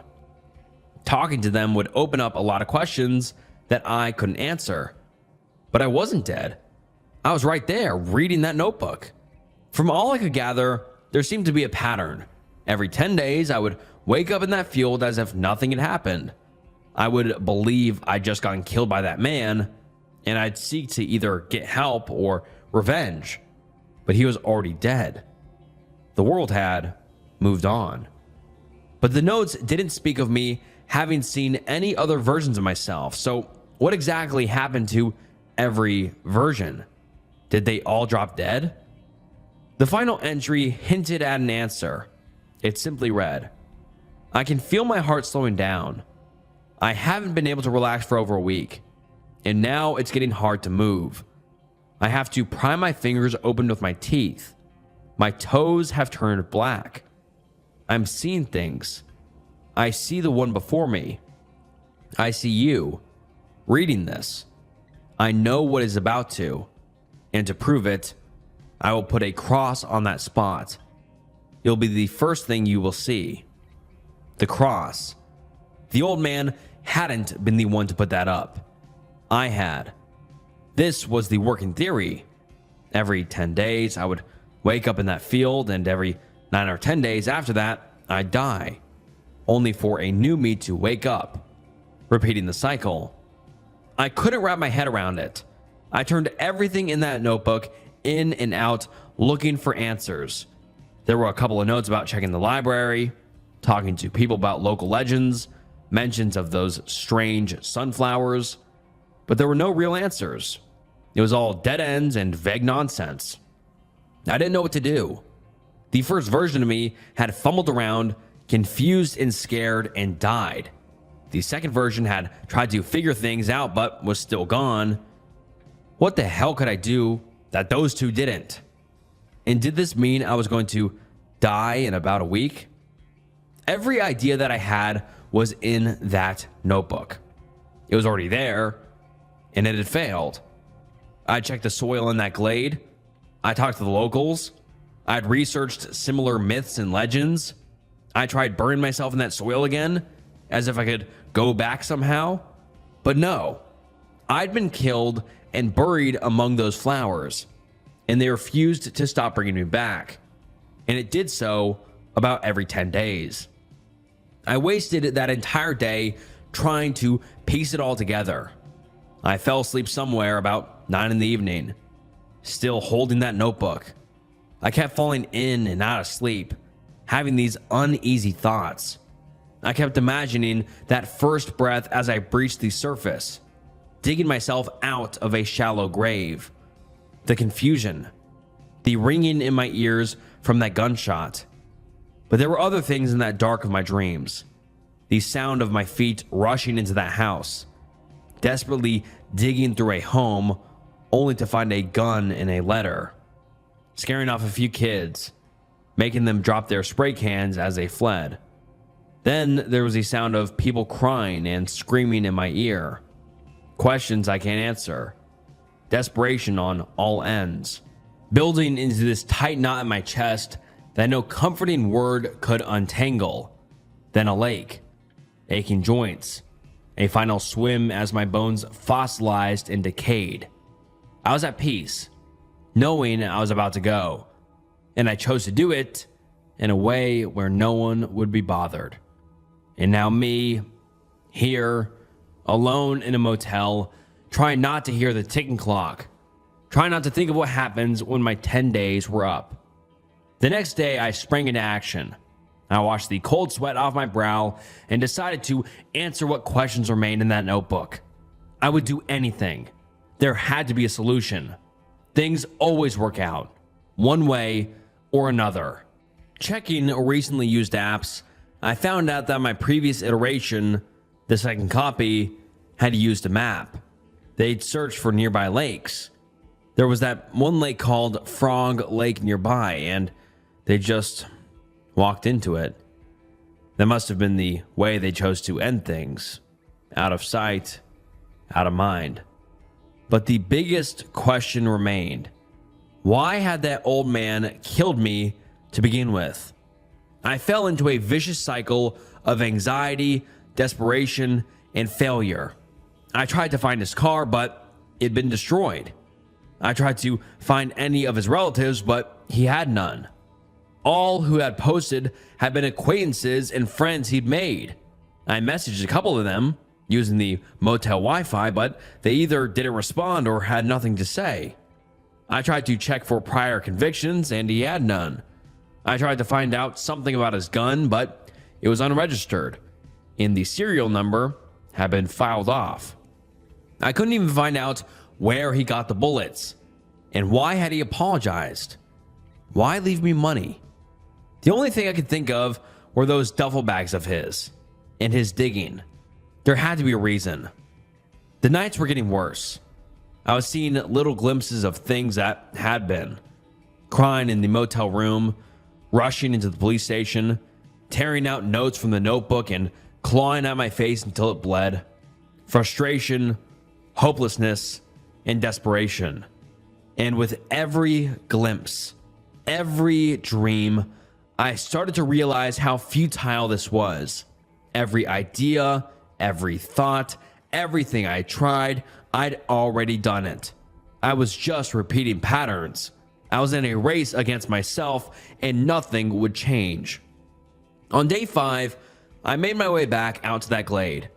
Retracing my steps, I found that it was surprisingly close to where he had parked his car that night.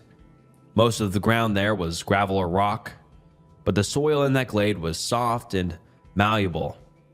To me, the only thing that made sense was that he'd been digging for something up there. The cross was still up there. I couldn't stop looking at it. What had I thought as I put that up? Did I still have hope? That night, I started seeing other things. Not just things that had been, but things that were to come.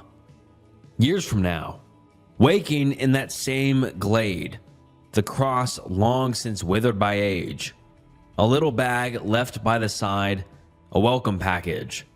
The sunflowers would still be there. The cars would look different, quieter, cleaner. Over time, the roads would deteriorate. The sun would be warmer. I'd draw thousands upon thousands of the same first breath over and over. I'd ask myself the same questions. I'd try the same things, and I'd come to the same conclusions. I forced myself awake before I went too far. I didn't want to see. I didn't want to know. The clock was ticking. On day 6, I had completely given up.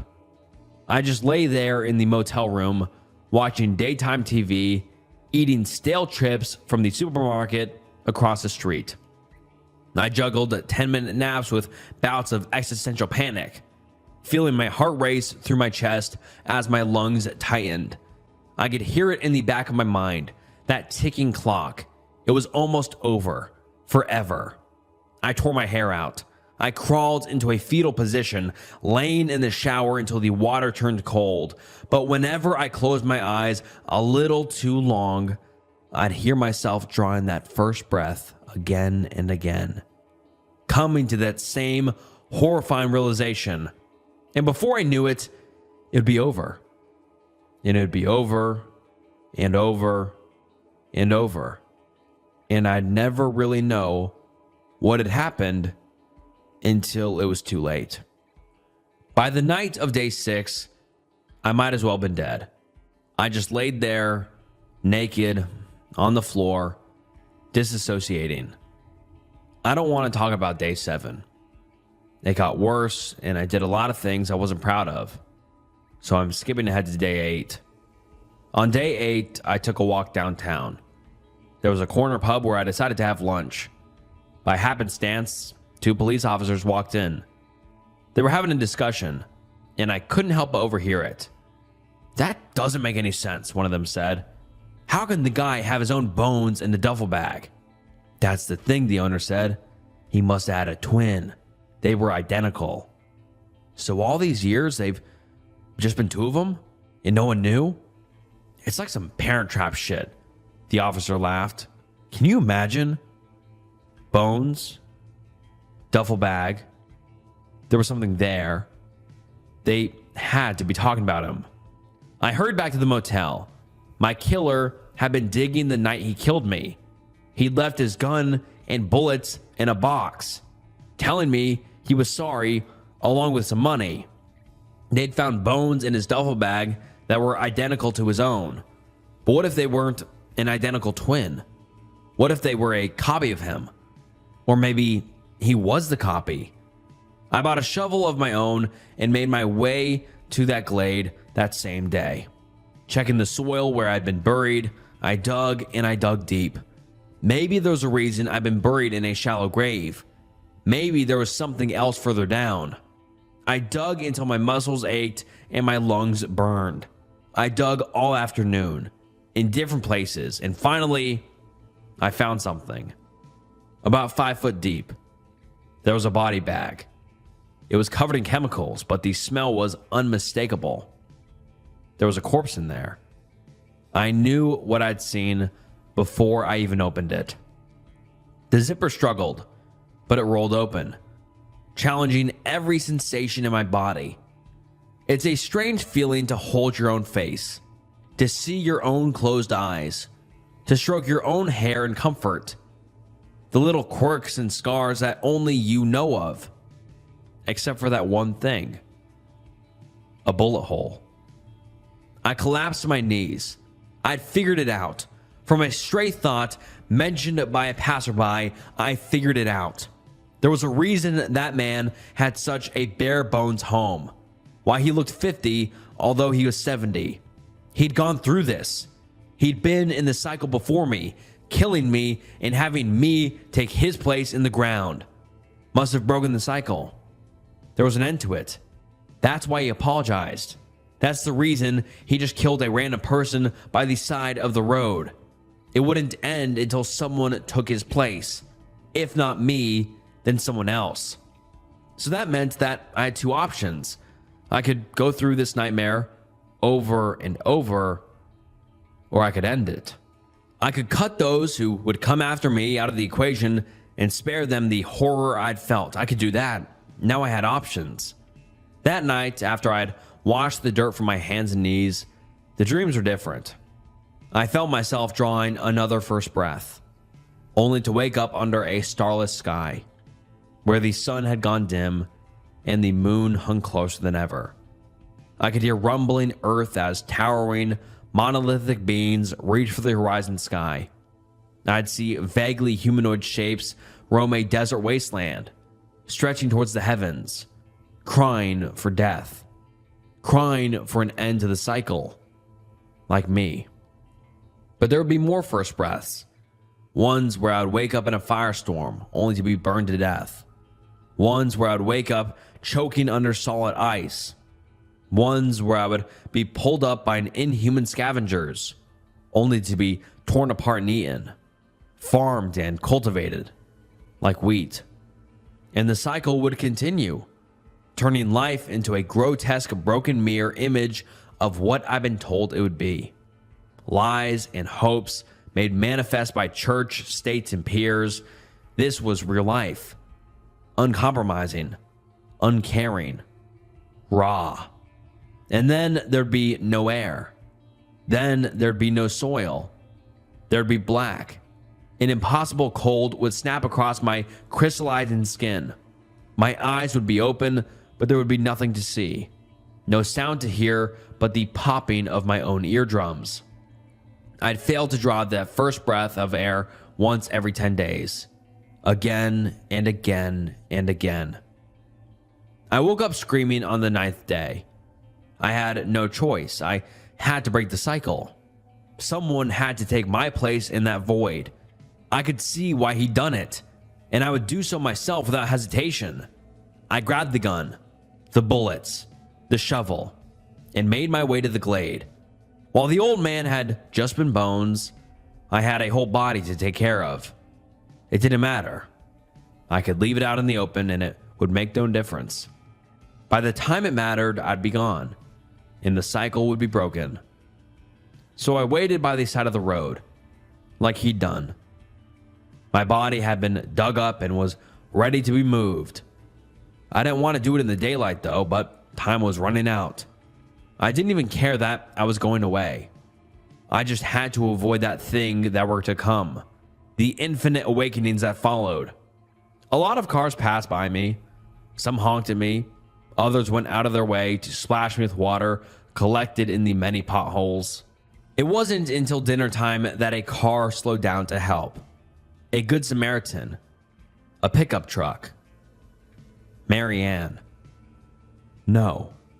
I muttered under my breath. Just keep going. Not you.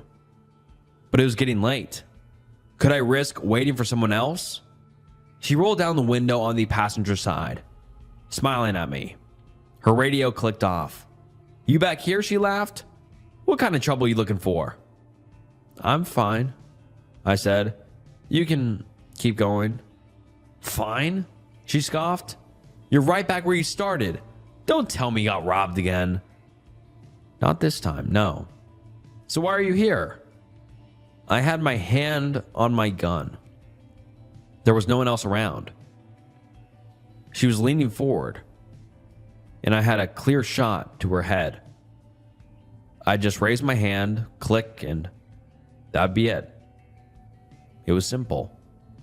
Would I risk missing this chance just for her to get some more time? In the grand scheme of things, what would it matter? And what if the next copy of me came to the same conclusion? What would stop them from pulling the trigger? It was either me now or me later. And if not her, then someone else. Did it matter who? I wouldn't be around to care. I could barely keep it together. My hand trembled. She leaned over, looking out the passenger side window. Her brow furrowed a little. I could tell she was concerned. Look, she said, I won't pretend to know your business, but I can see you're not doing well. You must have come across something real bad, friend. She continued. I get it, but you know what I do when I feel bad? She patted the passenger side of her pickup. I do something nice. It does all the difference in the world. If you can't help yourself, then maybe you can help someone else. Does the heart good, you know? A thought crossed my mind. I hadn't figured this puzzle out if it hadn't been for me just sticking around. It wasn't being smart or strong or suave. It was a stray bit of luck, presented by two cops having a conversation. So maybe it didn't matter if I couldn't see a solution here and now. There could be a solution elsewhere, at another time, that I just hadn't seen yet. And maybe I wouldn't see it, but maybe the next me would. Also, by knowing what was to come, who was to say I couldn't stop it? This outcome couldn't be completely predetermined, or else I'd have told myself about it in that notebook. I had to believe there could be a better way, that there could be a solution, and a beautiful ending. Not just for me, but for everyone. I took my hand off the gun. I just gotta get something, I said. Can you give me a couple minutes? Sure, she smiled. Don't keep me waiting. I rushed back to the glade and nailed a note to the cross. The next me would get a welcome package. I followed Mary Ann back to town, but she offered to have me stay in her son's room again. I couldn't decline. I borrowed his computer, and that's why I'm here, writing this down. I need to spell things out in a way another me will understand, and I think this is the way to do it. So, if I'm reading this, hello. I'm glad you saw the note. I hope this sheds some light on things, and maybe you can make it better for the next one. My joints are growing stiffer, and my heart is slowing down. It's actually sort of pleasant. The worries start to fade, but the cycle will continue. I'll be gone before long, and I'll make sure Mary Ann won't find me. I've called the motel, telling them I'll be back soon, and to keep the room. I have the money for it, at least for a while longer. It is so easy to despair, and so easy to forget our view.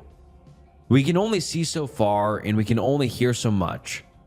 What feels like an endless darkness today can be a warming light by the morning. Sometimes, all we have to do is hope, to hold on, to do the best we can, and trust in the way things unfold. We don't even have to be smart about it or strong. Sometimes we just got to be at the right place at the right time. I don't know how many hours I have left. It's strange to count yourself in hours. It's nice not to know for sure. I'm going to go for a walk and see how far I'll go. Take a deep breath, as if it's your first. You have all the time in the world. I cross-referenced the missing persons map with my local caves. I wish I hadn't. Written by Jizz Blossoms. You've probably seen this map too. It pops up on Reddit every few months, usually on r/creepy or r/maps. It shows two images. One is a map of missing persons, and the other is a map of America's subterranean cave systems. The overlap is practically identical. The caverns match the disappearances almost 1-to-1. Most people look at it and go, huh, creepy, and scroll past. I used to too, but this time I zoomed in. I live in a rural stretch of Kentucky, deep in the foothills. I noticed a dense cluster of red dots right in my county, sitting directly on top of a minor cave system called the Blackwood Sinkholes. It wasn't a tourist trap like Mammoth Cave. It was a jagged scar in the woods that even the locals didn't bother with. I showed it to my girlfriend, Jess. Calling Jess outdoorsy would be putting it lightly. She's the kind of girl who owns 3 different types of hiking boots and thinks a weekend without dirt under her fingernails is a wasted one. I'm the opposite. I stay up until 3 a.m. reading about unsolved murders and just generally being a vampire. It's a match, see? I pointed at the screen. Nobody goes missing here because they get lost. They fall in, or I waggled my eyebrows. Something pulls them in. Jess rolled her eyes but grinned. You want to go ghost hunting? I want to go debunking, I corrected. We hike out, set up a camp near the sinkholes, cook some actual food and drink some bourbon, and see if the Mothman shows up. It was supposed to be fun, a mix of her love for nature and my morbid curiosity. We packed the Jeep on Friday. Tents, sleeping bags, and a heavy cooler filled with marinated short ribs and ice for the whiskey. The hike to the Blackwood Sinks was only about 3 miles from the nearest logging road, but the terrain was brutal. The trees grew thick and wrong here, their roots twisting over the limestone ground like arthric fingers. By the time we found the main entrance, I was ready to drop dead. The cave mouth was a horizontal slash in a limestone cliff face, about 10 feet high and 30 feet wide. It looked like a mouth held open in a silent scream. A steady, cold breeze flowed out of it, smelling of wet rock and old copper. Creepy, Jess noted, dropping her pack. I can dig it. I love this girl. We set up camp about 50 yards from the entrance, just far enough to avoid the draft, but close enough to stare into the darkness. I got the fire going while Jess prepped the grill grate over the coals. We were doing this right. Slow cooked sticky ribs slathered in a spicy bourbon sauce. Heat from gentle coals licked at the meat, and the smell was intoxicating. Anyone who loves barbecue knows what I'm talking about. Smoke, fat, sugar, and char. Jess was walking back from the tent with the drinks when a downdraft caught the smoke, pulling the plume low across the ground and sucking it into the mouth of the cave. Feeding the beast? Jess joked while handing me a solo cup half filled with Knob Creek. Hope they like ribs, I laughed. We ate as the sunset turned to twilight, and then drank as twilight gave way to pitch black. Jess put her hand on my shoulder. I thought I was going to get lucky, but then she told me to shush. That's when I heard the silence. All day there was a symphony of crickets, cicadas, and rustling leaves, but now the silence was thick, heavy, and oppressive. It felt like the forest was holding its breath. And then the cave moaned. At first, you could probably mistake it for the wind. It was too low and too long for a groan to come from any human lungs. Then it got louder and closer. Jess whispered low, "Did you hear that?" And it took me everything I had to not tremble. She shone her flashlight toward a cliff. The beam cut through the darkness, but the cave mouth swallowed the light. Probably a coyote or a bear. "We should, pack up the food tight," I murmured back, more to myself than her. That didn't sound like a bear. That sounded congested. We started scrambling to clean up. I was tossing the bones in the trash bag when the sound changed. It wasn't moaning now. It was a retching noise, a wet, hacking cough that echoed from deep within the rock. Then a voice, or something trying to be a voice. "Come." Maybe it wasn't English. Maybe my mind was trying to find meaning where there wasn't any. Jess dropped the cooler lid. What the hell was that?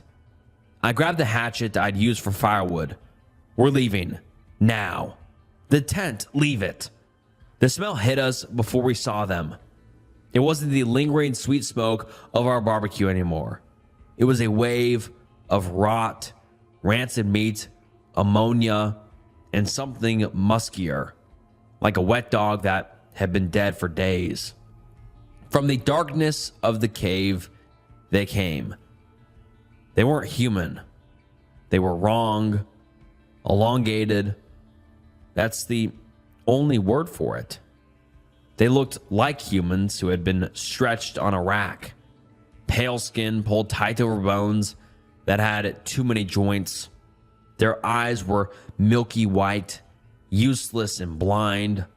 Long, rot-stained teeth, chipped and broken and jagged, stuck out from low-hanging jaws that were too wide and too loose.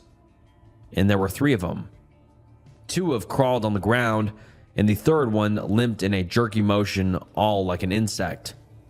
They went straight for the grill. One of them grabbed the scorching hot grate with a bare, clawed hand. It didn't even flinch as its skin sizzled. It brought the metal to its face and groaned, licking the grease with a tongue that was too long and too black. "Don't move," I whispered, terrified that the sound of my heartbeat would give us away. The creature let out a chittering sound, dropping the grate. It turned its head. It wasn't looking at us. It was blind, I could tell, but it was looking for us. It tilted its head, sniffing the air like a hungry dog. It was smelling for us. And then it arched its back and wailed. It was a nails on chalkboard, teeth grinding, bone-chilling screech that shot my ears and prickled at something in my gut. It opened its too wide mouth and I saw my death. "Meat," it rasped. I threw the bag at him. It was instinct. The bag hit the screecher in the chest, spilling rib bones and paper towels. The distraction worked for a second. The 3 of them fell upon the ribs and garbage in a frenzy. I could hear them snapping the bones with audible crunches. "Run," I screamed. We sprinted through the dark woods. We tripped over roots, slammed into saplings, and tore our clothes on briars. Behind us, the snapping of bones stopped, replaced by a high-pitched, ululating shriek that sounded like something between a coyote and a sobbing child. I could hear them crashing through the brush behind us. They were fast, so incredibly fast. We burst onto the logging road just as I threw the keys to Jess. We dove into the Jeep. She slammed the locks just as something heavy slammed into the rear window. The glass spiderwebbed but held. I looked back as Jess peeled out, dirt and gravel spraying everywhere. In the red glow of the taillights, I saw them. The tree line was filled with them. Some were standing in the middle of the road, dead still, just watching. There were so many. We drove in silence until we hit the highway. We didn't report it. Who'd believe us? We told our friends we got spooked by a cougar. But I went back to that map today. I looked at that cluster of red dots in my county, and I looked at the timeline. Most of the disappearances happened in the summer. Memorial Day, 4th of July, Labor Day, holidays. Holidays where people go outside, where people light fires, where people cook meat. I thought the maps overlap because people fall into holes. It's not. I thought these sinks were just holes in the ground. They aren't. They're ventilation shafts. And when we play and laugh and cook barbecue, we're ringing the dinner bell. I was a law enforcement ranger for a secret national park. This is what I can tell you about its unique wildlife. Written by Box Goblin on Reddit, and check out the author's Substack, linked in the description. When the current administration started cutting National Park Service jobs, my old post at the Everglades abruptly ended. They sacked almost everyone, leaving us with barely enough severance to cover the next month. I was surprised. I was pissed. I was devastated. But my supervisor had already lined up another gig, and he was able to bring one more LE, law enforcement, ranger with him. A week after my dismissal, he called and asked if I wanted to go out for a cup of joe. You've always been there for me, no matter the situation, Bruce said over a steaming mug of black coffee. My supervisor was a bear of a man, bushy beard, 6'5", 240 pounds, built like a lumberjack. I trusted him like a brother. There's nothing more important in this line of work than loyalty. And out of all the rangers at that godforsaken swamp, you were the most devoted. Thank you, I said, unsure of where this was going. Sensing my impatience, Bruce launched into his offer. Look, I've got some friends in the BLM. There's this wildlife preserve. It's contract work, 6 months, but there's an opportunity for extension. Are you? Yes, I am, Bruce said. You good to move to Northern California? I didn't have anything tying me to South Florida at the time, but the distance caught me off guard. This was clear across the country, and I wanted to know where I'd be spending the better half of the year. Is it Golden Gate? Visions of the majestic San Francisco Bay flashed before my eyes. The location's classified, Bruce said. It's not a park with visitors. Oh, that sounded ominous. Is it military? Look, all I can tell you right now is it's easy work. The easiest job you've ever had. Oh, and the pay is triple what you made in the Glades. Yeah, that sounds great, I said. It's probably in the Bay Area, I thought. The cost of living there is much higher. Bruce slid a nondescript manila folder across the table. I reached out to open it, but he kept his meaty hand flat atop its cover. There's just one thing I need to know before we go any further. I leaned back, suddenly aware of how quiet the coffee shop had grown. Is this some kind of drug thing? I whispered. I knew about a lot of marijuana grow operations in NorCal. Bruce fixed me with a steely gaze. Crystal, he said. I spit up my cappuccino. Whoa, I don't know. But Bruce erupted into a rumbling laugh that was part growl. Nah, I'm just fucking with you, dude. The site's restricted due to environmental concerns, and you just have to sign an NDA before I tell you anything else. Oh. I let out a sigh and opened the folder to an 80-page document of boilerplate legalese. My new post was a wildlife preserve called McNeely Pines. I arrived a few days after signing my NDA. I flew out to Sacramento, then drove for a few hours through winding mountainous roads with nary a town or gas station in sight.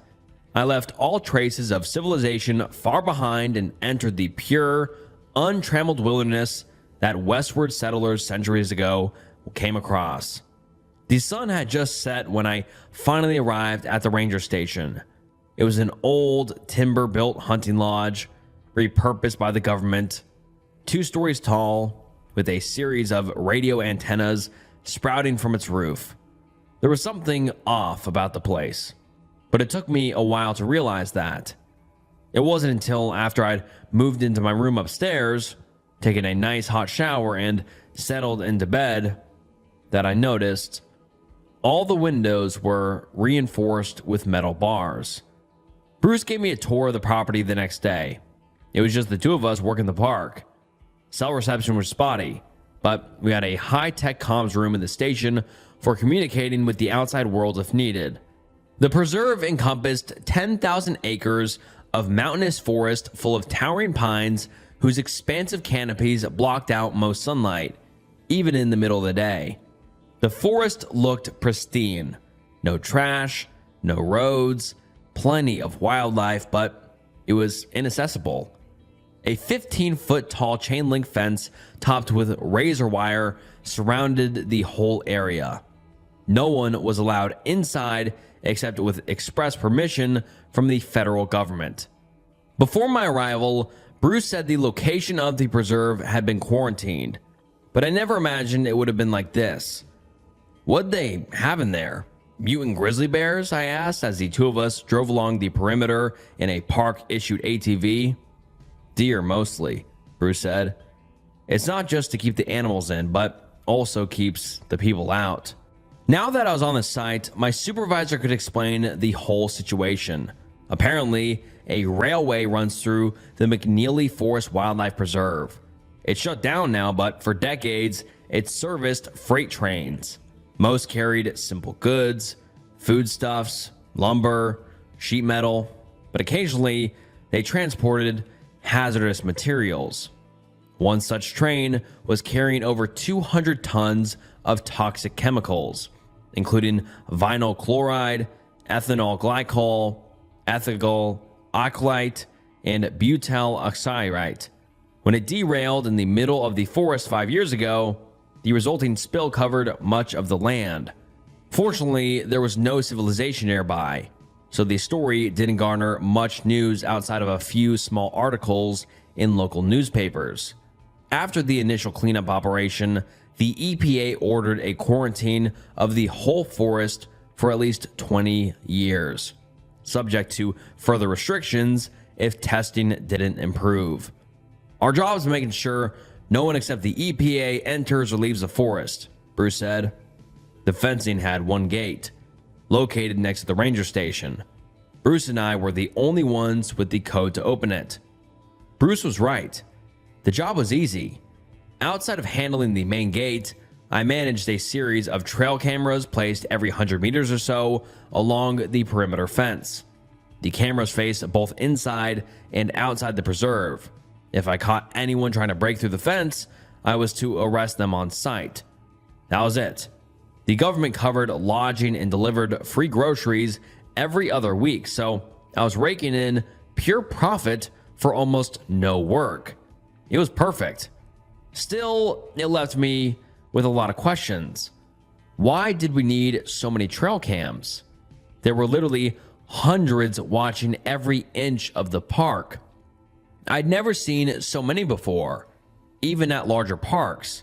And this was on top of the daily patrols Bruce and I made in the park ATVs.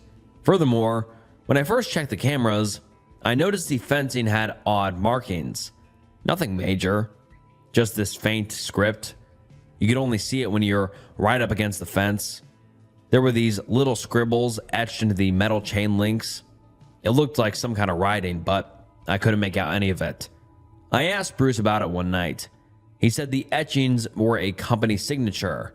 The Park Service hired a special company to make the fence extra strong and resilient against the elements, anti-rust and whatnot. Jesus, they've spent a fortune on this quarantine operation, I thought.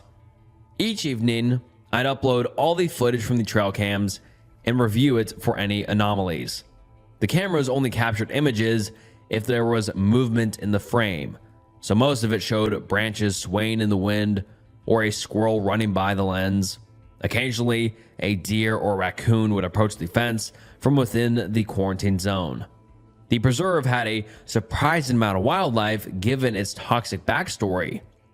though the animals never appeared to look or act abnormal. With all the hazardous shit in there, it's a miracle anything's alive, I told Bruce one night as we drank whiskey and watched old episodes of Everybody Loves Raymond. The lodge didn't have internet access, but it came with an expansive collection of DVDs. I don't know. Life's pretty resilient, I guess, he said. No matter what the world puts it through. What we put it through, I said, referring to the toxic spill. Bruce nodded. Still, have to put them down if you manage to break through the fencing. Yeah, I said. I didn't relish the thought of shooting mutant deer. The first couple of months were monotonous. Checking trail cams, maintaining the ATVs, watching too many episodes of Friends, and every so often letting EPA officials through the main gate. Each week, 2 black SUVs would arrive at the station, and a half dozen men and women in pristine white hazmat suits would pile out, carrying nondescript equipment boxes. They weren't much for conversation, just running more tests, one of them said. It was the longest sentence any of them had ever spoke to me. I'd input my gate code, and the group would disappear into the seemingly endless forest, sometimes for 30 minutes, sometimes a whole day. Neither Bruce nor I ever accompanied them. What if they need protection, I asked him, thinking about potential animal attacks. They can handle themselves, Bruce replied. The hazmats are enough. I suddenly became aware that neither of us had worn so much as a face mask while patrolling the forest for hours each day. And here were these people in full bodysuits. Should we be wearing anything? Nah, the spill sites far, far in the interior, Bruce said. We're well outside the range of anything dangerous. That's what they tell us, at least, I said, chuckling. Yeah, true. Bruce laughed. What do you think they do in there for so long? I don't know. Soil samples, a bonfire rager? Who cares so long as our check's clear, Bruce said. I nodded, but something still felt off. The EPA officials were so deadly serious whenever they arrived, and they always seemed dazed when they returned from their testing. It was like they'd been through the ringer in there. Their blank, expressionless faces reminded me of someone in shock. One day, I noticed a syrupy red liquid leaking from one of their equipment boxes as they exited. I almost asked what it was, but the officials quickly scrambled back into their SUVs and waved goodbye before driving off. It has to be blood, I told Bruce later that night. There's nothing else it could be. Are they killing animals in there and bringing them back to some lab for testing? Look, Bruce set his whiskey down. It's best if you don't dwell on it so much. His demeanor suddenly changed, as if I were bringing up a taboo subject, but this was our job. Don't you want to know what's going on, I asked. I mean, the cleanup's the whole point of this place. Quarantine. Clean up the mess. Reopen the park to the public. I never said the park would be reopened to the public, Bruce said. What? My supervisor just stared at the flames in the lodge's fireplace. The logs popped and crackled. Then he downed the rest of his whiskey and started up the stairs. I'm going to bed. Make sure you put the fire out before heading up. I'd known Bruce for years, but I'd never seen him like this. Everything was hunky-dory for weeks. We were cracking jokes about toxic deer with superpowers, but the moment I brought up the blood-soaked equipment container, it was like I touched a raw nerve. He became standoffish, even a bit sad. At first, I thought my hypothesis was correct, and he was angry about the EPA killing animals for testing, but Bruce was never much of an animal lover. Hell, he ate beef almost every day, so he couldn't be that upset. It had to be something else. Something he wasn't telling me. Wouldn't tell me. Or maybe I was overthinking things. There's only so much to occupy your mind in the middle of nowhere. Only so many old TV episodes to watch. So many dusty books on wilderness exploration to read. My job was monotonous, repetitive. In such situations, the mind tends to search for meaning, especially when there's a mystery this intriguing. I started my investigation in the comms room. As I mentioned earlier, a big part of my job was reviewing trail camera footage, which I uploaded to a bulky government-issued desktop computer. I was only supposed to review the previous day's footage, but after some digging, I found a folder containing the trail cam archives. There was footage going back to the establishment of the quarantine zone, years before I had arrived. I started with the earliest images. There were no signs of a train crash or fire, but some of the nighttime footage showed human figures staggering out of the forest. They appeared bruised and bloodied, walking in a daze. There were only a couple of them at first, but that number soon expanded to 6, then a dozen, then dozens. What are you doing? I minimized the screen and spun around in my office chair. Bruce had just entered the comms room. Were you reviewing footage from last night? It's 6:30. Time for evening rounds, Bruce said. Oh, yeah, right. I closed out of everything and logged off the computer. Bruce stared at me as I left the room. He knows something's up, I thought. He'll see that I accessed those early files. I wanted to say something, but I figured I'd ask Bruce about the footage later that night after he'd had his nightly whiskeys. Maybe that would finally get him talking. When I entered the garage to get the ATV, I noticed a massive pair of bolt cutters hanging from a tool shelf nearby. Bruce said they were for EPA emergencies only, such as if the gate wouldn't open and we needed to cut an exit for the hazmats. I'd never taken the cutters with me on patrol before. What would be the point? I wasn't going to rescue some mutant deer dying from toxic shock, but that night, I don't know what it was, but something compelled me to grab the tools before heading out. They were heavy, much heavier than normal bolt cutters. I noticed they bore the same odd scribbles as the chain link fence. After grabbing the cutters, I hopped in the ATV. My patrol was to drive the entire park perimeter and check for anything suspicious. There was a service road that ran alongside all 14 miles of fencing. I flipped on the ATV's headlamps. The sun was about to set, and the whole forest was covered in a thick blue gloom. Not quite daylight, not quite night, a half light. I drove along the service road at 10 miles per hour, scanning the area as I went. The air felt thick. The forest sounds were muffled, almost as if everything was underwater. It was an eerie atmosphere, unlike anything I'd ever felt since arriving at McNeely Pines. I soon found out why. Halfway through my patrol, I heard a voice call out, "Help!" I stopped the ATV, shining a spotlight around the service road. "Hello? Who's there? Help! Please!" The voice was coming from within the fence. I turned my spotlight to reveal a gaunt figure amid the tall pines. It was a man, mid-40s, skeletal. Ragged clothes barely clung to his emaciated frame. He looked shocked and confused as he staggered towards the fence. "Help me!" "My God," I whispered.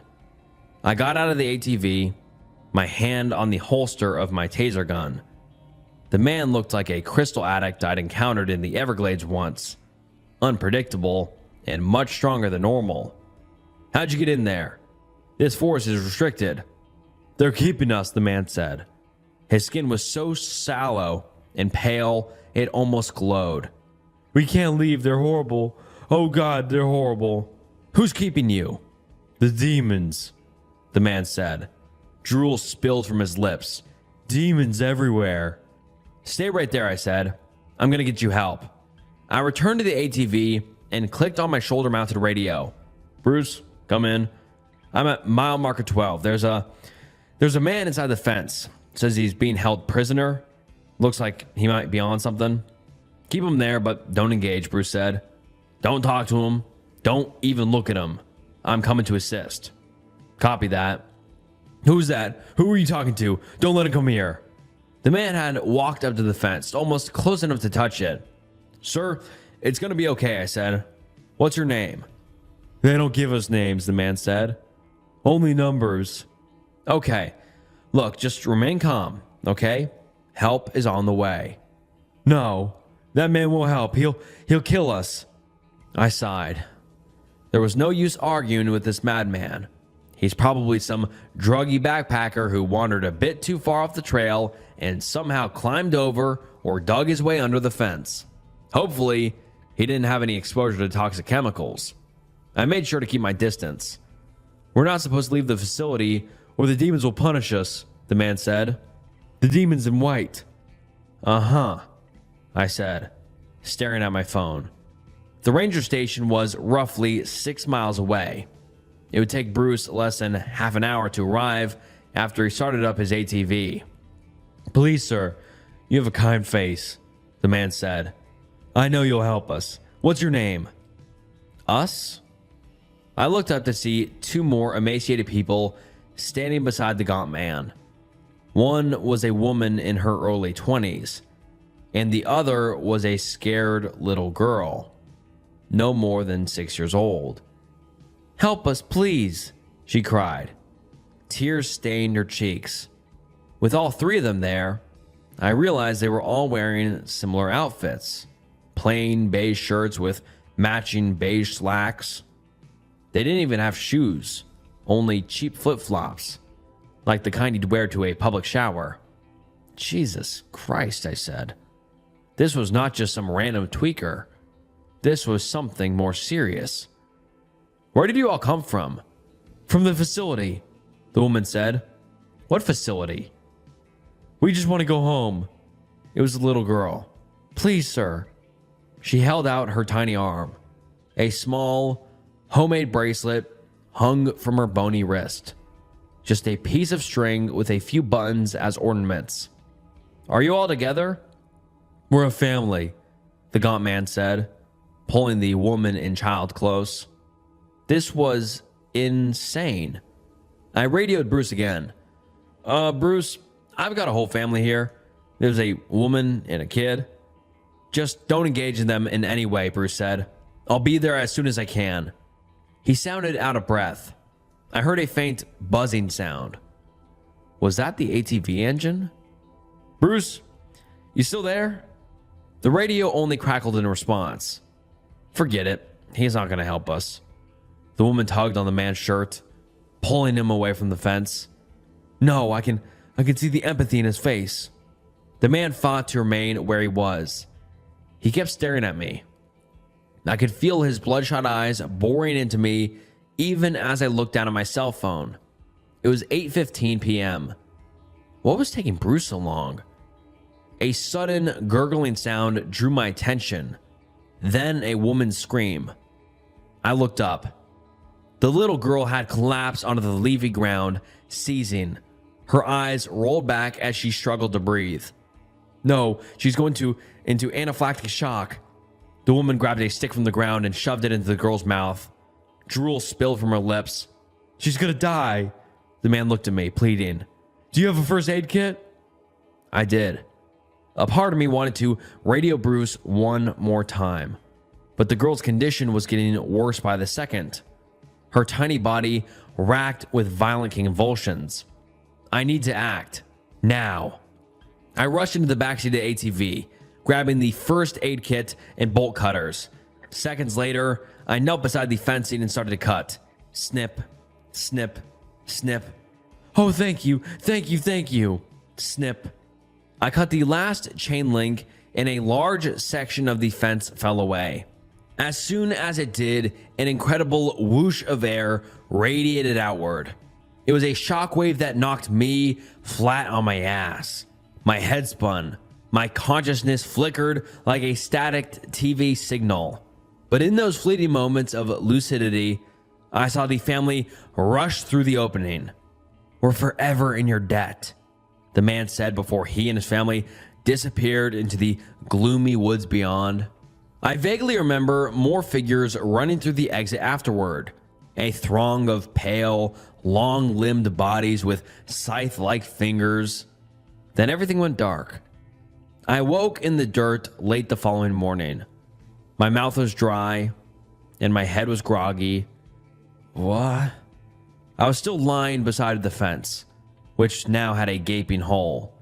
The section I'd cut open was pushed outward as if something massive had squeezed through the gap. I got up. My ATV was still there, but it was dead. The battery juice ran out from running the headlamps all night, and all the gas had burned away. I clicked my shoulder-mounted radio. "Bruce? Come in. Bruce?" There was no response. Where the hell is he? I ended up walking back to the ranger station. I kept radioing my supervisor every few minutes, but only received errant static in response. I knew something had gone terribly wrong, and my decision to cut open the fence was almost certainly the cause of it. Who were those people asking for my help last night? What was the facility they kept talking about? Were they all on something? Was I on something? Was the whole night some toxic-fueled hallucination brought on by the chemicals in the forest? All I knew for sure was that I'd fucked up, big time. I'll probably lose my job over this, I thought. When I finally arrived back at the lodge, the front door was ajar, and a few of the windows had been broken open. The iron bars covering them were pulled apart. Only someone powerful could do that. Someone or something. There was an awful stench in the air. Flies buzzed everywhere. I pulled out my service revolver and stepped inside. The place was a war zone. Furniture ripped apart, glassware shattered, tables and desks overturned, and blood splattered everywhere. In the center of the room was all that remained of Bruce. His body had been torn apart, limbs severed, chest cavity ripped open. Something had eaten his internal organs while he was still alive. My former supervisor's face was frozen mid-scream, his glassy eyes wide with terror. I staggered backward, bile rising in my throat. This was too much. But it was about to get much, much worse. That's when I saw what Bruce clutched in his cold, dead hands.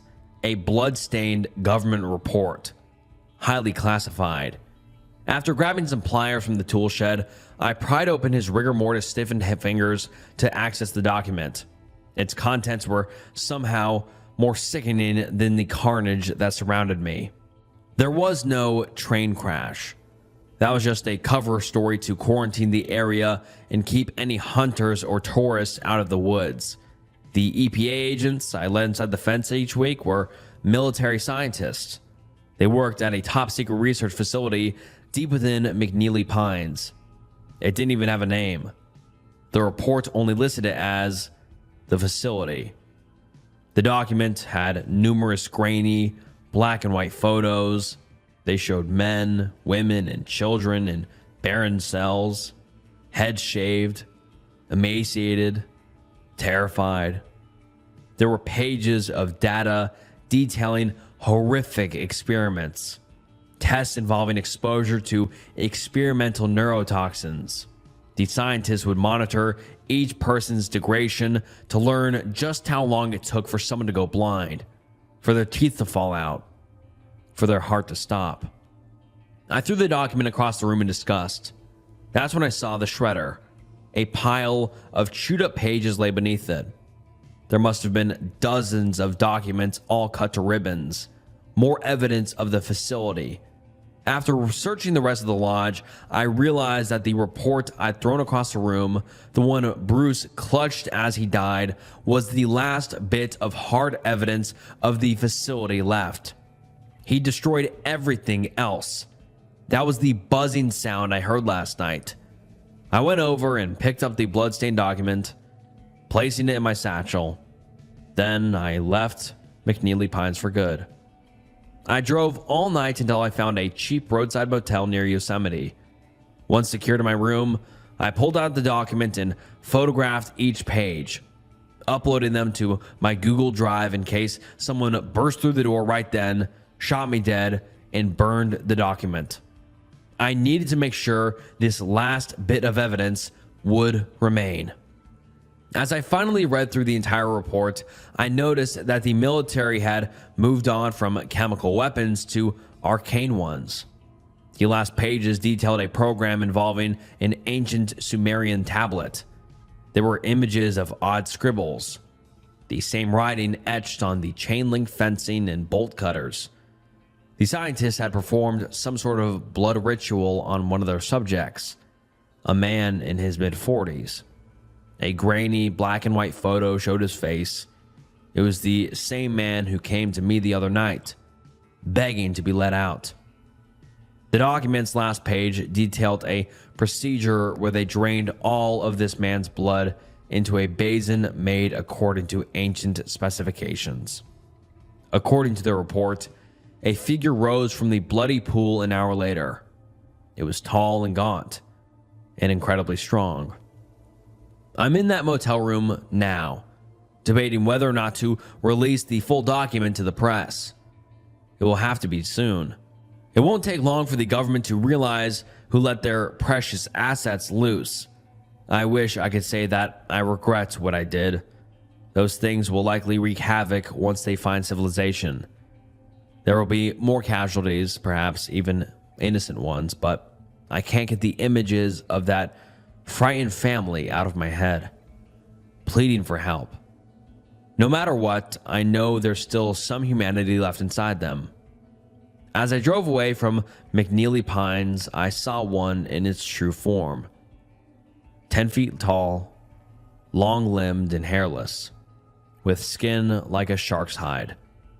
It smiled at me in recognition, flashing a mouth full of dagger teeth.